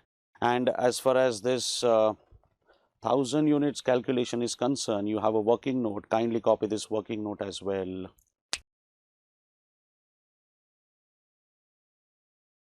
That was point number 2 for you guys. What is asked in point number 3? Recommend options to be followed to avoid losses. Ha ha ha. It's very simple. Point number 3. Recommend options to be followed in order to avoid any loss of profit. Forget about their solution. If you find their solution comfortable, you can go for it. Otherwise, you can take this.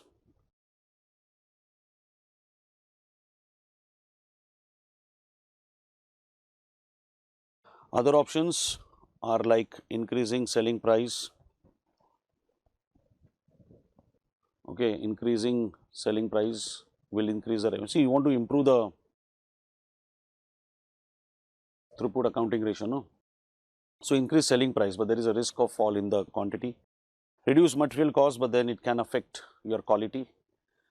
Increase efficiency, more number of units should be produced in less number of hours. And try to eliminate the key factor only. Why only 4,000 hours? Try to make more than 4,000 hours available. That is one option. Second option is you prioritize production of CZ, what we have done. So this is what they have explained in the second part. That is very simple. And the last part is asking for pricing. Point number 4 is asking for list various ways through which price customization could be done. Various ways. Now it can be done based on product lines. It can be based on product line. If you are going for customized, then you can charge more price. Then you can also check the track record, past record of customers. Those who are regular in terms of orders, they can be given more discount. Different areas, customers falling in, staying in different areas will be given the different priority. Like you have discounted transportation, you might have a discounted transportation for senior citizens, you might be having discounted transportation for women. You can use it and pass it on to the customer. And then time differential, different price for different time periods. It's like seasonal. Discounted data for certain point of time. Okay, 20% discount till this date, 15% till this date, 10% till this date. And on this date, your discount will lapse. And so on.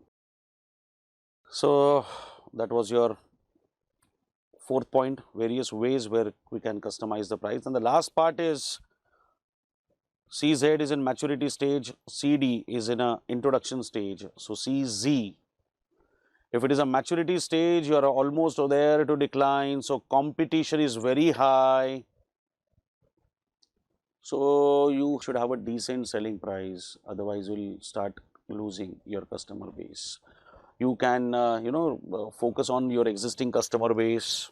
You may try to improve the customer base by offering them discounts. You can give them some additional after sales service or installation and all those services.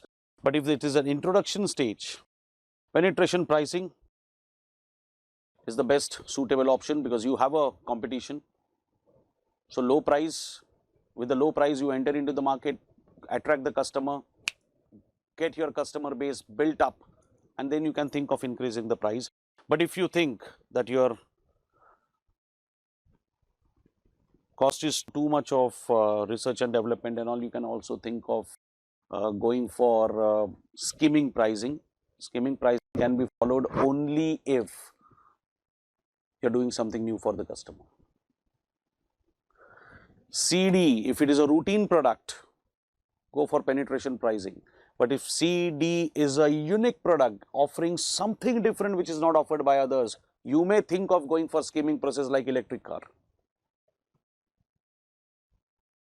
To go for the skimming part, it may also adopt skimming price with a unique feature and all.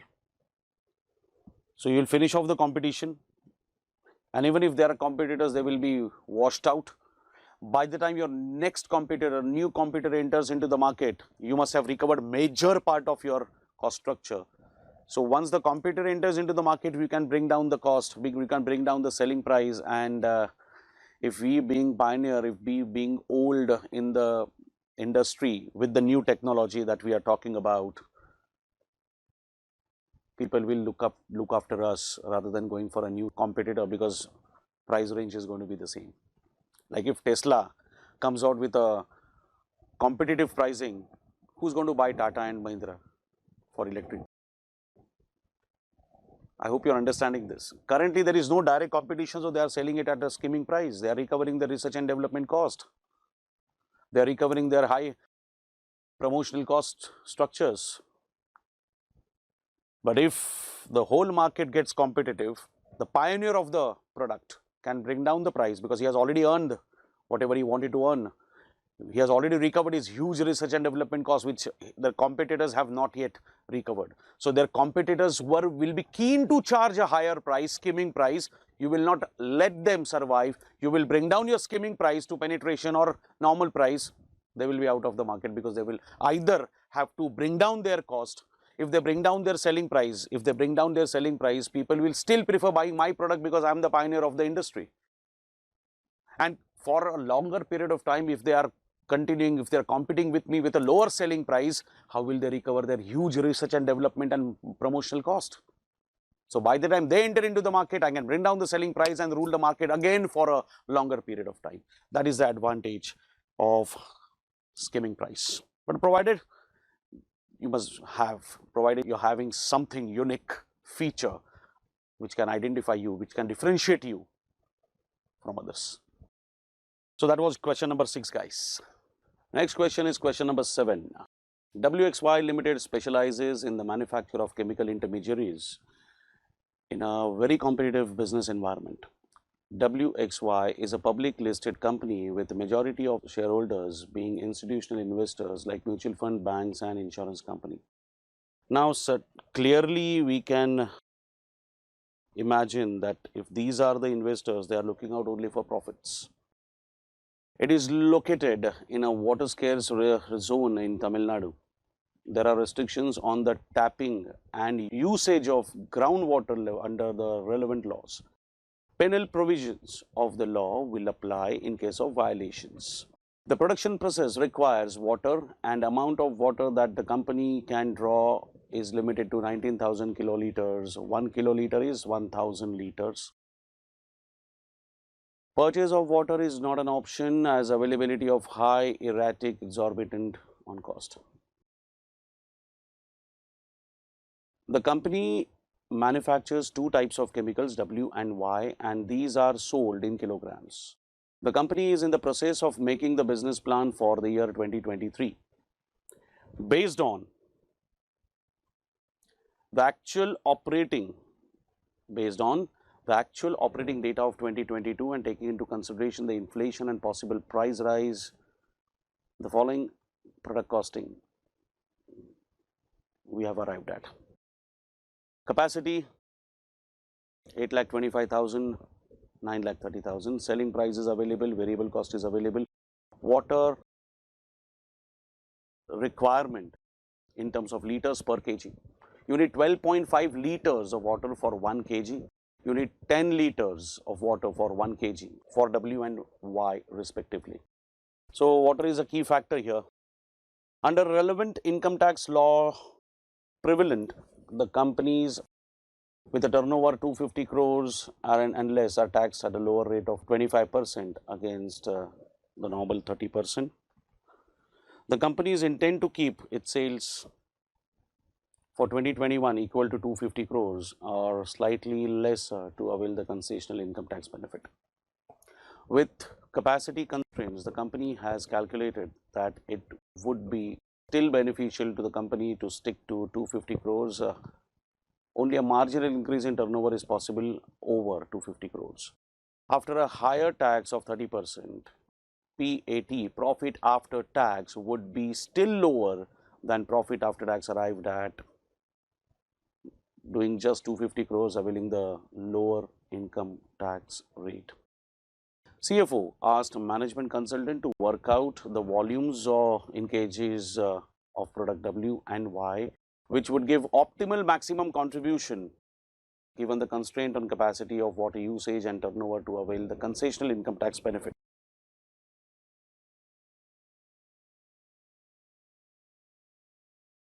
Consultants work out with the following product mix using linear programming. She also proposes another mix which does not meet the constraint of water.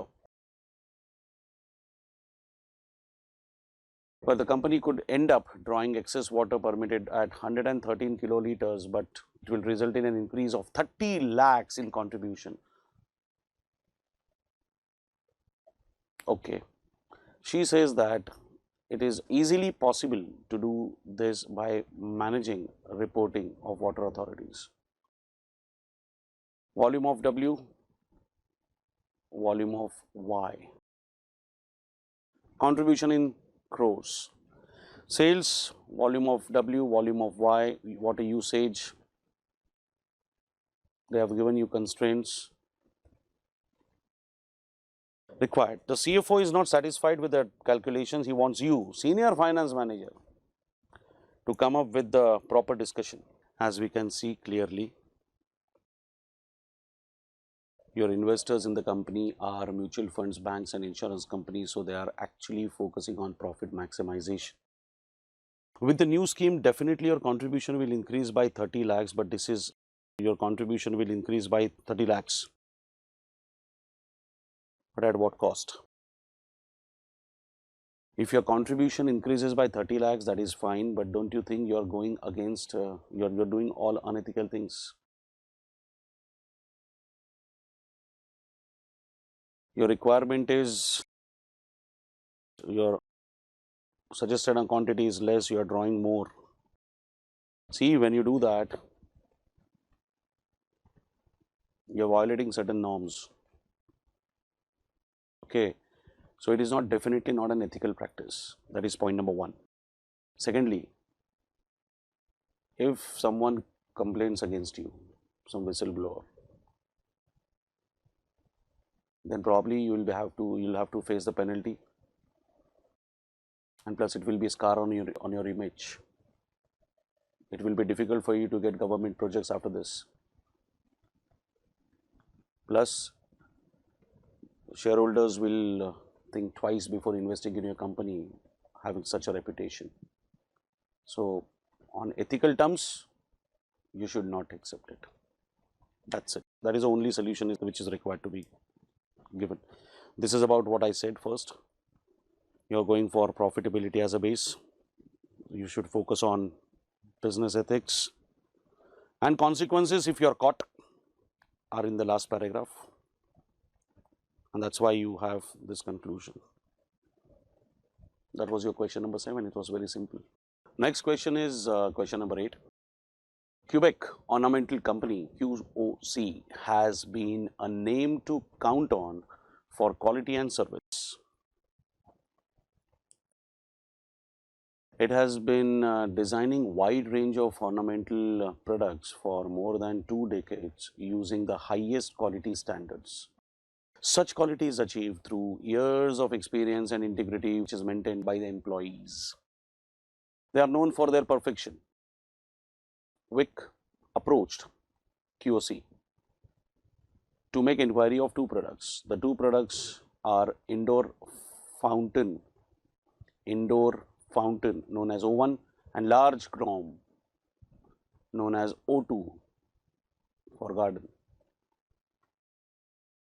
Mr. X, management accountant of QOC, has estimated the variable cost per unit of O1 and O2 being 622.50 and 103.75 respectively. He estimated the calculations based on the following information. Products data, you have a production, you have direct material cost, direct labor cost, and you also have other products information. Total variable overheads are 1 crore 20 lakhs, out of which 30% belong to procurement, warehousing and use of direct material. That means, can I say 30% is related to material, while other cost is related to labor. QOC presently allocate variable overheads into products using percentage of total material cost and total labor cost. Naturally, 30% of 1 crore 20 lakhs will be charged on the basis of material and balance 70% will be charged on the basis of labor cost. Wick is willing to purchase O1 for 740 and O2 for 151. Company will not accept any work yielding an estimated contribution ratio less than 28%. So I want more than 28% contribution on sales. Directors of QOC are considering switching to activity-based costing system and recently appointed management consultants firm to undertake an in-depth review of existing operations. As a result of this review, consultants concluded that estimated relevant cost drivers for material and labor related overhead cost attributable to O1 and O2 are as follows. Direct material cost drivers per unit, direct labor cost drivers per unit. Give a financial analysis of the decision strategy which QOC may implement about the manufacture of each product using unit cost information available, current status, and discuss whether activity-based costing management should be adopted by the companies like QOC. So you want existing profit based on absorption, based on material cost and labor cost, and then you want calculation of profit as per ABC. It is that simple. Let's see. For current scenario, I would like to go for an absorption rate calculation. Overhead absorption rate 1 crore 20 lakhs, 30% material related, 70% is labor related. So 36 lakhs and 84 lakhs will be the bifurcation. For this, material will be the base, for this labor will be the base. If you want to see the material cost, you can get it from here. It's 2250, 750, and that is our total. That is a other category. So total material cost is 30, 60, 90. Total material cost is 90 lakhs. So this is 40% of material, and labor cost is 80 lakhs. So 105% of labor. So this is what your absorption rate is. Got it? So guys, you can see the same solution. There is no point in wasting time in that.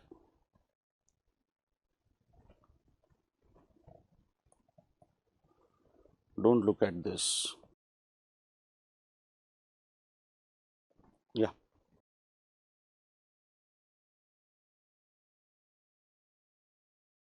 You got 40% of material, you can calculate and check. And you can also get 105% of labor. That's how you are getting these overheads and your profit. Understood? Material cost, labor cost, overheads material related will be 40% of material cost. So 225 into 40%, 90, and 150 into 105%, 157.5. So this is how you got these figures. Now let's understand what they have done in ABC.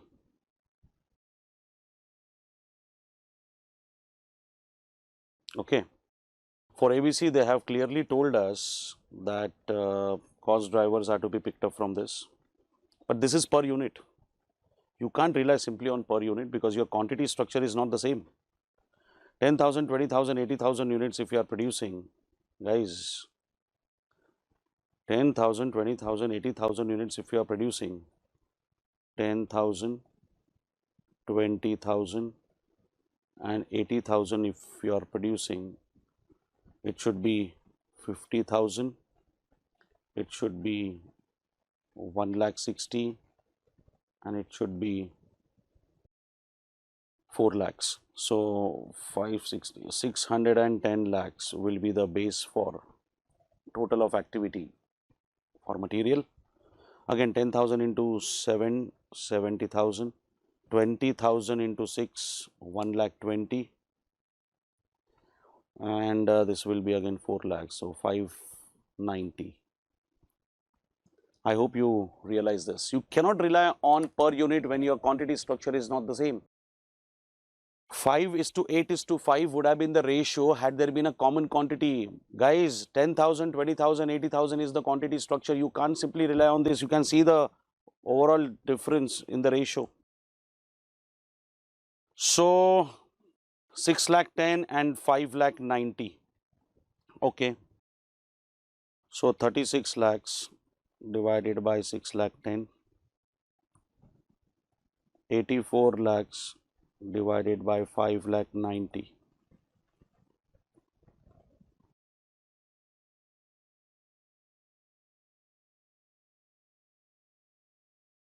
This will be 5.90164. Correct? Per unit of material cost, and this will be 84 lakhs divided by 5,90,000, 14.23729.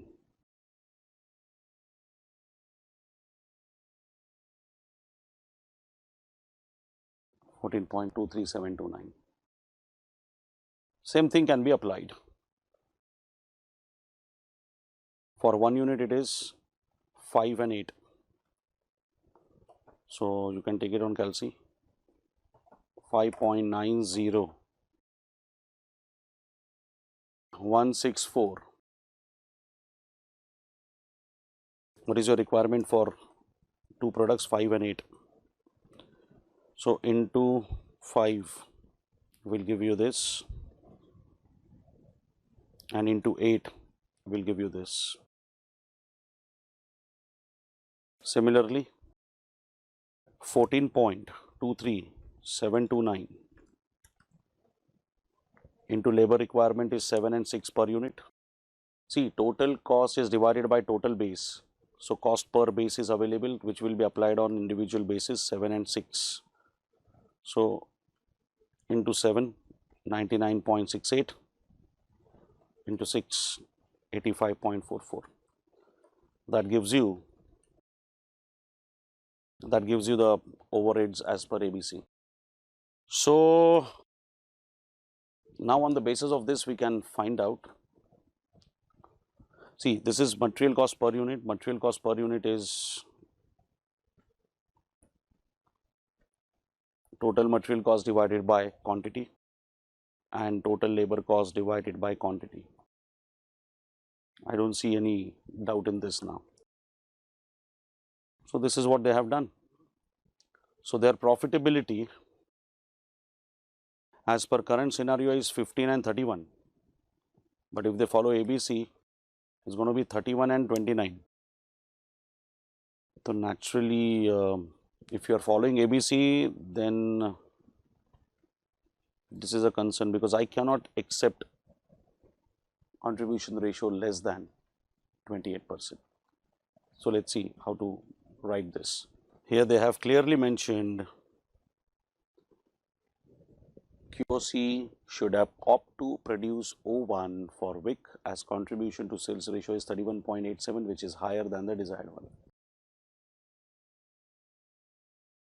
If at all you are going for ABC, they have clearly said in the question they are going for ABC. So if you are going for ABC, only ABC columns are to be taken into consideration.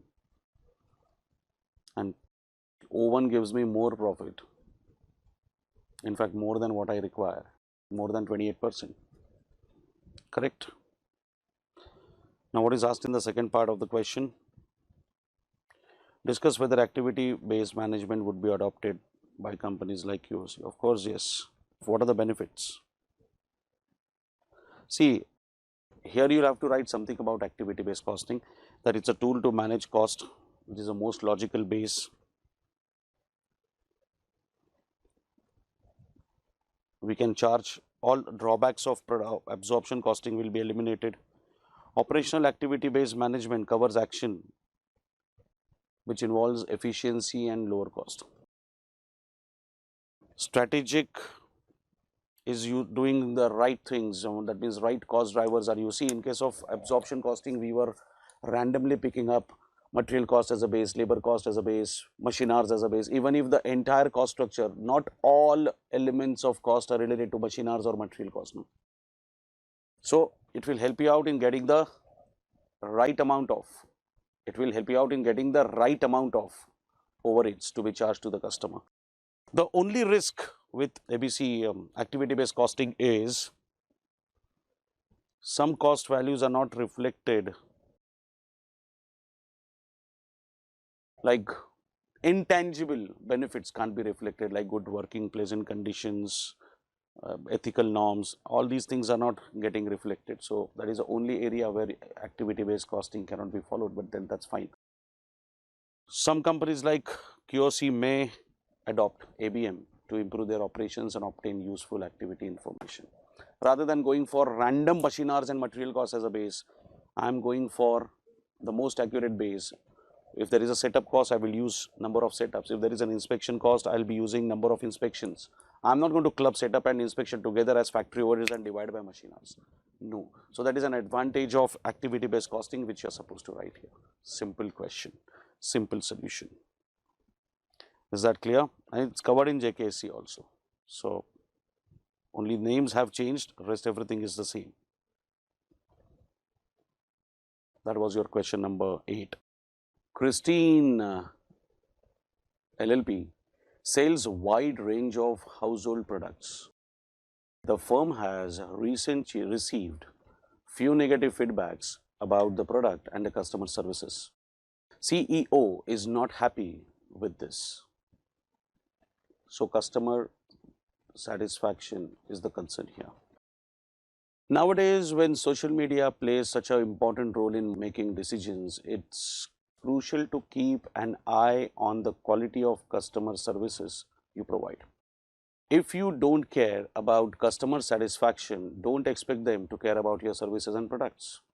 When customers share their story, they are not just sharing their problems, they are actually teaching you how to make your product, service and business better. There has been considerable discussion at the corporate level as to improve the customer satisfaction. Convinced with logic, the firm has invested heavily in customer satisfaction and adopted the following plan of action. Providing helpline 24/7 in order to develop personal relationship with customer, redesign its online platform in order to make it more customer friendly, rewarding loyal customers by giving them experience and they would not forget for life. Ease in return and refund policy, offering no questions asked guarantee is the smart move over competitors. Okay. The CEO has initially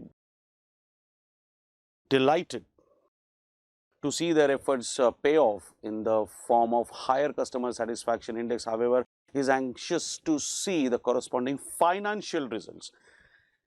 Look at the financial result. Quarter 1.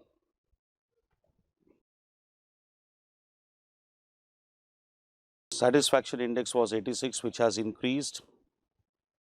The highest is 93, 95, 96. But with the increase in customer satisfaction, ROA is decreasing. ROA, return on assets, operating income divided by total number of assets value. So the concern is customer is highly satisfied, but we can see return going down. That means probably you must have implemented some costly measures in order to make the customer happy. So now there is a problem. If you try to increase the revenue, you'll have to definitely cut down certain expenditure which you have incurred so far in order to make the customer happy. If you do that, there is a threat of you losing your customer base market share to your competitors. Correct? So, does the seeming lack of improvement in financial performance with customer satisfaction, the company should stop investing in supreme customer experience? Discuss. See, basically this is called as lead lag relationship. Result of one will have similar impact, or impact on one will have a similar impact on something else, but over a period of time. Impact of one will have similar impact on the other product or other element, but what with a time gap. Like for example, if price of oranges increases, orange juice will be costly. If steel cost increases, your automobile, cars and bikes will be costly. So lead lag relationship can be observed here. If you reduce the cost of satisfying customer, your cost will go down, definitely, return will go up. But over a period of time, since the customer is not satisfied, see, you're reducing customer satisfaction cost. So if the customer is not satisfied, you may lose the customer and your overall revenue will go down. So what are we supposed to do with it? It's very simple. See, they have also mentioned the same thing, and look how things work. See, there are two considerable sides. One is customer satisfaction and another is profitability, right? Now, with the higher customer satisfaction, if your return on asset increases, that's fine. But it doesn't happen that way. Increase in customer satisfaction is costly, which will reduce your profit, which can be seen from the table. They have explained the table here. From 86 to 91, when we saw customer satisfaction going up, we have observed increase in customer satisfaction points from 86 to 91. from 86 to 91. The return is also increasing. But from 91 to 95, if you see, there is a fall. And it is further down. So basically, we should not stop investing in superior customer experience. The lack of apparent pattern, customer satisfaction and profitability from causes. Instead, firms should take a decision considering current satisfaction level and cost of increased satisfaction. What techniques, what measures you have taken to satisfy the customer, probably you can have some alteration in that. Otherwise, of course, you cannot dissatisfy your customer, but then even this must be taken into consideration. Simple. That's your question number 9. Next is question number 10. Older Help India is a leading charity working with and for the disadvantaged elderly for over 5 decades. It advocates for their needs of for universal pension, quality health care, action against elder abuse and many more. Older Help collects donations and funds and utilizes them for the welfare of elders. Governing body of Older Help has set up 4 performance objectives for 3 months to September 2022. To achieve level of donation 30 lakhs, it's receipts for us. To keep advertisement cost not more than 3% of donation. To keep welfare cost more than 85% of donation. To achieve 90% of respite care requested from the community. See the breakup of donation. 7 lakhs, 13 lakhs, 11 lakhs. Advertisement cost. Let us find out those percentages. 17,500 divided by 7 lakhs. So it is 2.5%.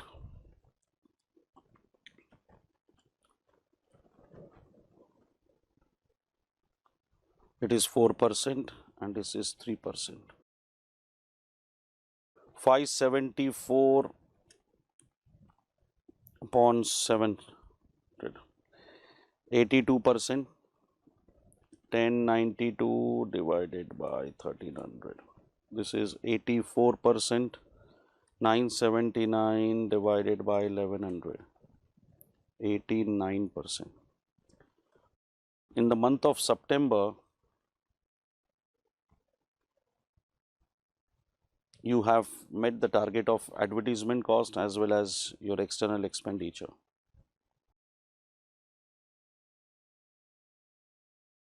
Respite care request and respite care provided. The aim is to serve elder needs in a holistic manner, enabling them to live active, dignified and healthier lives. Prepare a statement to assist the manager in evaluating performance against the objective and comment on the performance. Simple. So I think first 2 can be answered very easily because you already can see in July and August expenditure on advertisement should not be more than 3%. Okay, so in the month of July we fulfilled this, in the month of August we didn't, and in the month of September we are at the border. It should not be more than 3%. So not in July, not in September, but it is going up in the month of August. And welfare cost is more than 85% only in the month of September. So see, in that case we can comment on that. See, We have received donation more than 30 lakhs. We have received 31 in 3 months. And they have explained about July, August. That's it. The last part is about respite care, about these percentages. 896 we provided when the demand was 1120. 896 we provided when the demand was 1120. So 80%. 1003 is provided when the demand was 1140. So 87.98. Wonderful. And 1104 was provided when the demand was 1200, and that comes to 92. So guys, these are the respite care provided when the target was 90%. When the target was 90%. So we failed in the first 2 months, but we succeeded in. This is what you are supposed to present. That's it. Your work is done. You understood this. So all these percentages are to be calculated. I'm telling you, it's not going to be a difficult paper as such. You should attend the paper with an open mind. They will not be asking you typical questions now, but they won't ask you difficult questions also. Just keep your eyes open and brain open. Please stay open for any type of question and apply your general knowledge, apply your common sense. You will be able to crack it. That was your question number 10. Question number 11 is on balance scorecard. I hope you recollect balance scorecard. Balance scorecard is where you consider several different factors for evaluating. Like you have financial perspective, you must be having customer perspective, from internal business point of view, and from innovation and learning perspective. So let's see what they have asked for. Hard Rock Coconut is an exclusive resort located in the famous island of Pacific Ocean that vows to isolate guests from the hustle and bustle of the everyday life. Its leading principle is all contemporary amenity wrapped in the old world charisma. Each of the resort's 18 villas has a separate theme like Castle, Majestic, Ambassador, Royal Chateau, Coconut, Lemon, and Balinese, etc. And guests often ask for a specific villa when they make reservations. Villas are ideal for families and friends traveling together, and these villas feature luxurious accommodations spanning 2 floors. Since it is located within a 300-acre estate on white sand beach, the resort offers its guests a wide variety of outdoor activities such as horseback riding, hiking,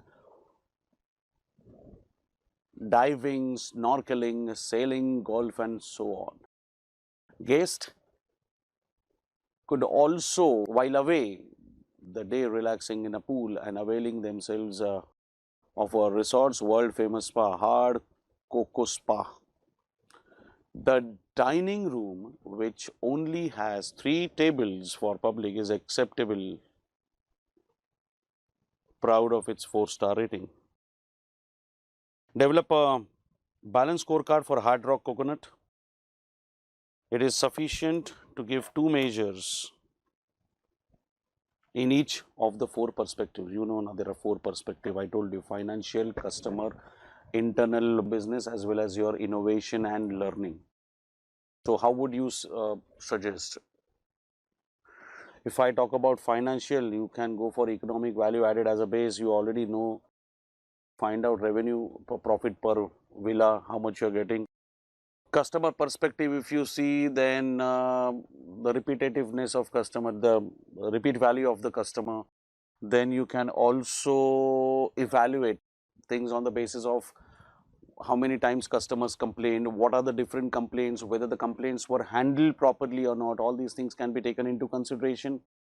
You can think of innovation, like in terms of innovation. When you talk about innovation and learning, is always about the labor force that you have. So you can first think of retention of labor force,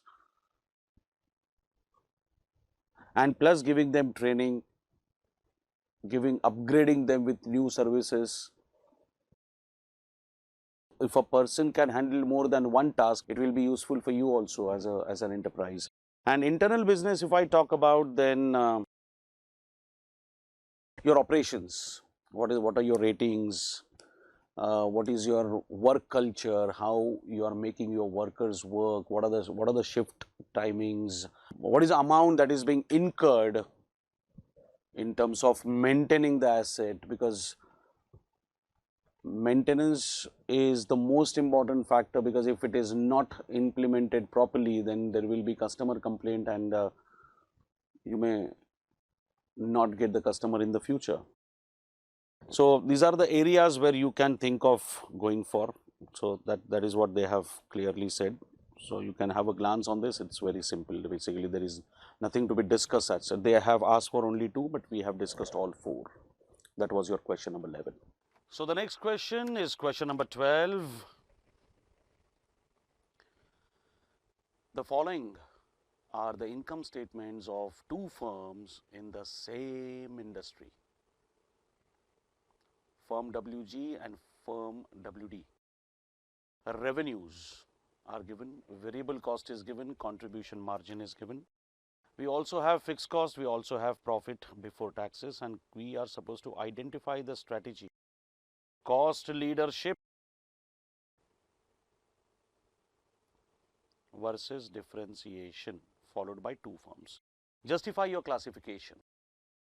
Now guys, you already know what is cost leadership. Cost leadership is the strategy used by the company whereby company minimizes its cost and be the cost leader. Low cost advantage is enjoyed by the company. They are not keen to have a great reputation about their product. They are just trying to minimize their cost so that their profit will be earned. Whereas a differentiation strategy is something where the companies are interested to launch their product or to run their product in such a manner that their product will look different or their services will look different from others. Like Apple, they have special features. These are all outcome of a huge, heavy research and development activity carried on by the company. And of course, later on, even on marketing, the company spends well. So when it comes to product differentiation, the company doesn't hesitate to sell the product at a high selling price, at a premium selling price. They do charge premium selling price because they know that their product is different and their product will be successful in the market only on the basis of that differentiation point. Only on the basis of that differentiation point. So if you analyze, if you talk about these 2 companies, first of all, on absolute basis, there can't be a comparison because figures are different. So we will have to calculate a few ratios. So if I talk about WG, contribution is 12,10,000 divided by revenue. 55% is your PV ratio. 55%.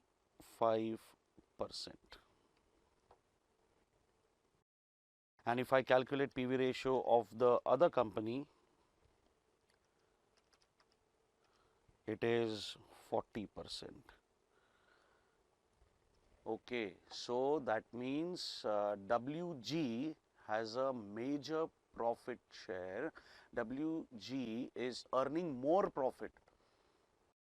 If sales are 100 rupees, WG will earn 55, WD will earn only 40. That means definitely this is an outcome of product differentiation, because only with the help of product differentiation,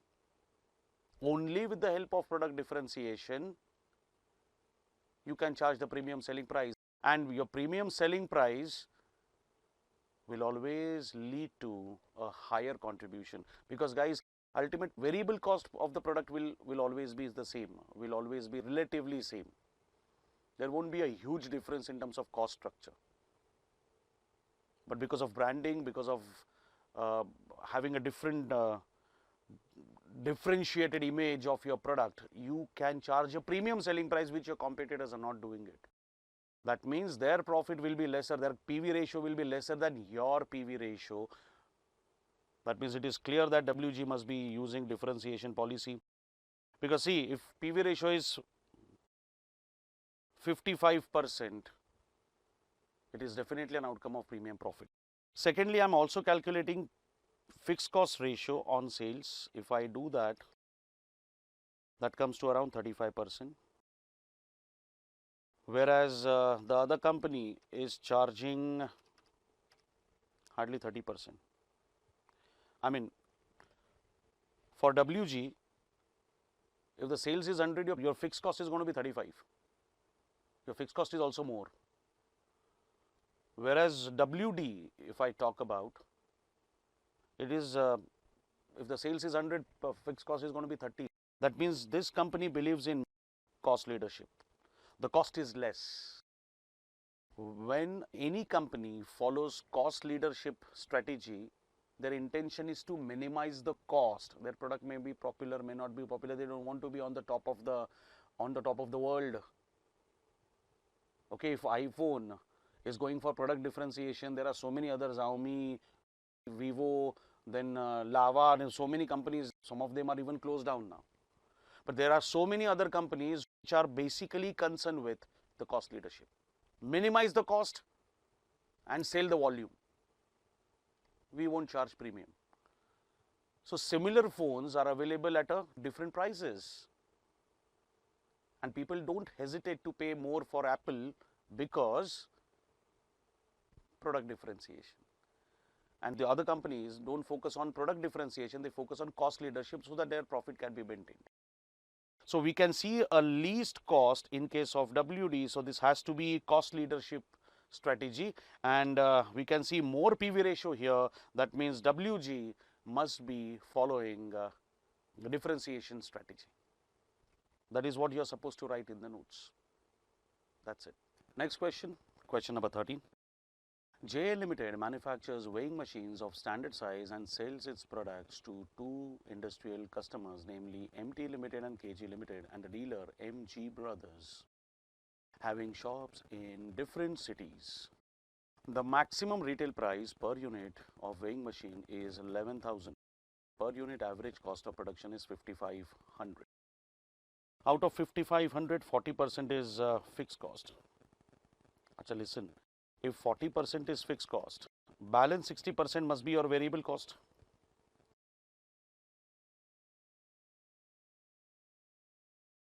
So 3,300 per unit is your variable cost. 2,200 per unit is a fixed overhead absorption rate. So basically, it is not the real fixed cost that you are incurring. Okay, out of 5,500, 2,200 is the absorption rate. You are not actually incurring that cost. Okay, but 3,300 is a variable cost which is actually incurred by you. The finance officer has been asked to undertake the customer profitability analysis and calculate and compare the profit margin per customer before deducting general fixed overheads to know about the real customer profitability. So fixed overheads are not to be taken into consideration. Any which way, we can't take fixed overheads into consideration because it is just an absorption rate. It is not an actual fixed cost that is incurred. Delivery cost is 200 per kilometer. Emergency cost is 21,000 per delivery. Order processing cost is 6,000 per order, and then we have discount. Sales quantity as well as total kilometers delivered. Emergency delivery. What is the rate of emergency delivery, guys? 21,000. So this will be multiplied by 21,000. Orders processed. What is the rate of order processing? 6,000 per order.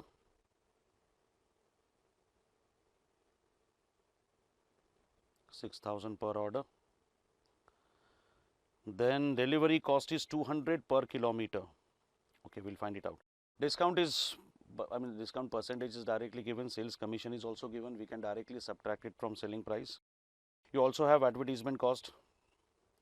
Now, if I talk about delivery kilometers, we have that cost driver available here, and it is 200 per kilometer.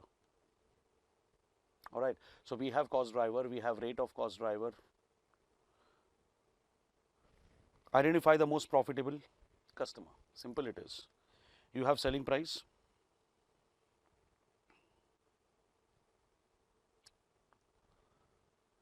From this selling price, we will deduct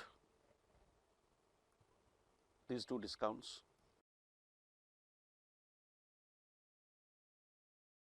Plus, we will also deduct variable cost per unit. We will be getting contribution per unit.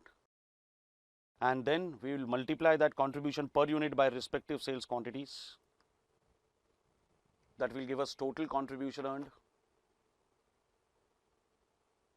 And that total contribution earned, once we get, we will simply apply 4 more costs: delivery, emergency delivery, order processing,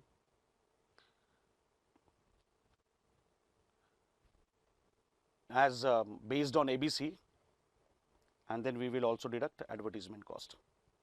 So here we go. They have done it directly on total basis. Sales revenue is selling price into quantity. They have subtracted variable cost. They have got contribution. They have also deducted discount and commission, and then the other cost structures are charged. Now, since absolute comparison is not possible, we are going for percentage, profit percentage as a base, because each product has a different sales figure. Each product has a different sales figure, different profit figure, different cost structure. So rather than focusing only on amount, we should actually focus on percentage. And then we realize that the third one is giving me more profit, followed by the second one, followed by the first one. So that is a ranking. So this is what we were supposed to do. I'll be giving you a very simple format for this. If you don't want to go for that, there is one simple format. You take selling price per unit. From that you deduct discount. From that you deduct commission. From that you deduct variable cost per unit. You will be getting final contribution per unit. Then you multiply it by quantity. You will get total contribution, and then you can deduct those 3 cost structures based on delivery. Any which way, we have converted everything into total. So you get the cost driver rate. You already have the cost driver rate. Multiply on cost drivers, you will be able to fill the total cost column of all 3 customers.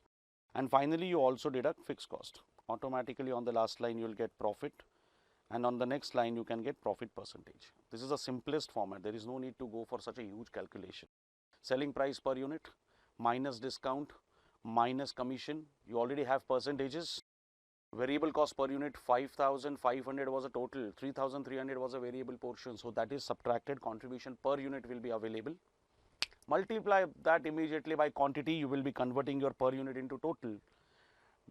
Subtract your activity based costs, all 3 activities, cost driver multiplied by rate of cost driver, and finally you can deduct fixed cost. They have done the same thing, but in a huge manner. It's not required. So this portion will remain same. even advertisement cost will remain same. Rest everything can be done on per unit basis so that your efforts are minimized.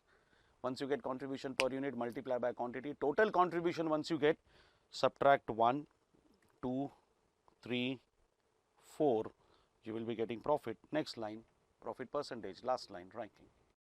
That's it. This is what you're supposed to do. Simplify your answer for yourselves. That is important. You understood this? It was a simple profitability analysis question. The next question is question number 14. It's based on Pareto analysis. Now, if you recollect, Pareto analysis is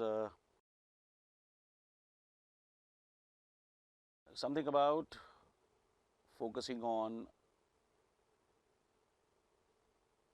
the majority and minority. Like if 80% of your problems are with 20% people, then just take care of those 20% people, automatically your 80% problems will be sorted out. Or if 80% of your revenue comes from 20% people, focus only on 20% people, your revenue will be secure. Question number 14. The following information is given about the type of defects during the production period and the frequencies of their occurrences in the spectacle manufacturing company. End frame not equidistant, 10 items, non-uniform grinding of lenses, then power mismatches, then scratches, then spots, rough edges, frame colors, shade differences required. Construct a frequency table so that a Pareto chart can be constructed for the defect type. Identify areas on which company should maintain focus. First of all, I'll just take the total of all these problems.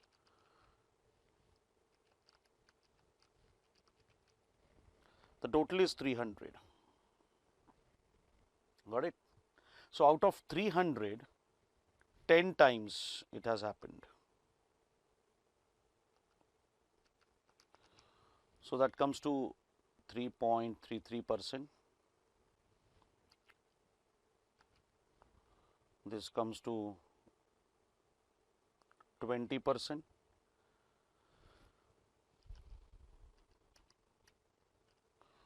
This comes to 6.67%. This comes to 36.67%, 1.67%,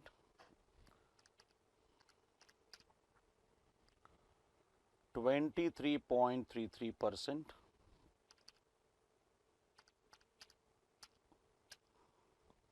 8.33%. Now these are the percentages, or I would say the probability 0.03, 0.2, 0.06 and so on.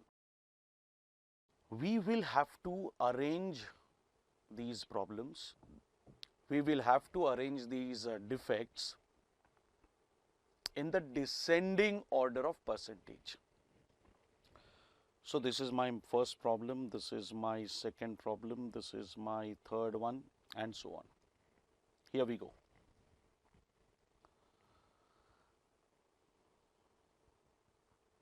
I have arranged everything in the descending order of occurrences.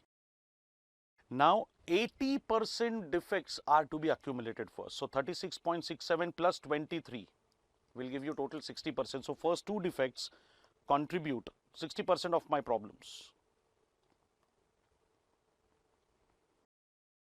Next is taking me to 80%. So my first three are the major problems which are faced by my customers, followed by other cumulative frequencies. That means the company needs to focus on scratches part, rough edges part, and non-uniform grinding of lenses part. Once this is done, your major problem, major defective part will be taken care of, and you can work towards customer satisfaction. That's it. So get the probability, get these percentages, arrange these percentages in the descending order of their occurrence, and then keep on taking the cumulative percentage. The moment you reach 80%, Whatever you have above 80% or whatever that gives you 80% will be considered to be the major problem to be looked upon or major problem to be focused on. That is your Pareto analysis done. Simple. These are all small questions, and that is the reason why I feel that they can be asked in the exam. So never leave such small questions because they can be there in the exam. That was question number 14, guys. Question number 15. The research and development wing of Electronics Limited has developed a new kind of energy efficient inverter motor with 5-star rating from Bureau of Standards of Energy for use in the industrial generator. The initial trials noted that it would take 10 hours for the first motor, which is subject to learning curve of 80%. Cost of material per motor would be 2,500, labor charges 175 per hour, and overheads would be 125% of labor cost. The first order received is for delivery of 8 motors. Calculate the price the company should quote to have a profit of 20% on sales. Very simple. Guys, you need to know the selling price. For selling price, you need to know the cost structure, and for cost, you need, apart from material and a variable overheads, you also need labor. Now, since there is a learning experience,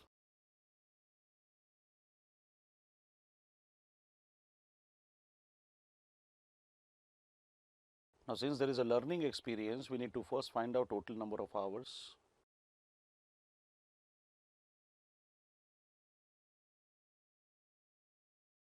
We need to find out total number of hours to manufacture 8 machines. Question says your one machine takes 10 hours. If there is 80% learning, that means as soon as since the learning is 80%, as soon as I double the production, time per unit will go down to 80%. If I double the production from here, it will be 6.4 hours per unit. My order is for 8. So 6.4 into 80% is 5.12. So 5.12 into 8, total 40.96 hours will be required to manufacture 8. One unit takes 10 hours, that means total time will be 10. One unit takes 10 hours, total time will be 10. 2 units if I produce, average time per unit will be 8, so total time will be 16. If I produce 4 units, since average time has gone down to 6.4 per unit, it will give me, it will be 25.6, and if I go for 8 units, further learning will be observed, and average time per unit will become 5.12. So 8 units collectively will take 40.96 hours. So it's very simple. 40.96 multiplied by your labor rate will give you the labor cost. How much is your material cost, guys? How much is your material cost? Per motor is 2,500. So 2,500 into 8, 20,000. Labor will be 40.96 hours into, what is the hourly rate? 175 per hour.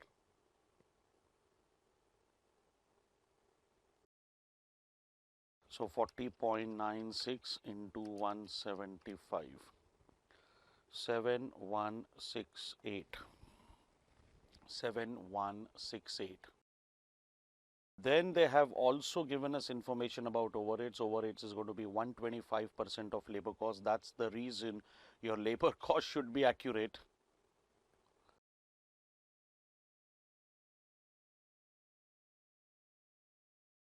8960. So if I see the total is 36,128. That's my total cost. Company wants some profit, and then we have a selling price. How much is the profit given? 20% on sales. 20% on sales means whenever your sales is 100, profit is 20, that means your cost will be 80. Are you getting this? So, ding, ding, ding, ding, ding, ding, ding, ding, ding, ding. You can do the cross multiplication and get your selling price calculated. 45,160.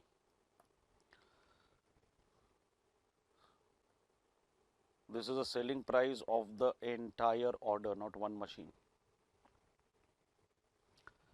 This is price to be quoted for the entire order, 45,160. Price the company should quote. Or if you want to know the per machine, this is selling price for the entire order. Selling price per motor will be 45,160 divided by 8, 5645. They haven't specified anything, so I have given both. 45,160 for 8 machines. For one machine, for one motor, it is 5645. 45,160 divided by 8, 5645. So this is what your answer is. Due to learning curve effect, your time has reduced, your time has gone down. So this is your statement of selling price, guys.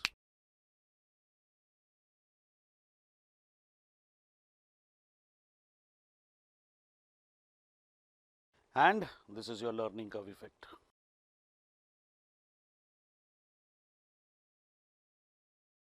So that was your question number 15.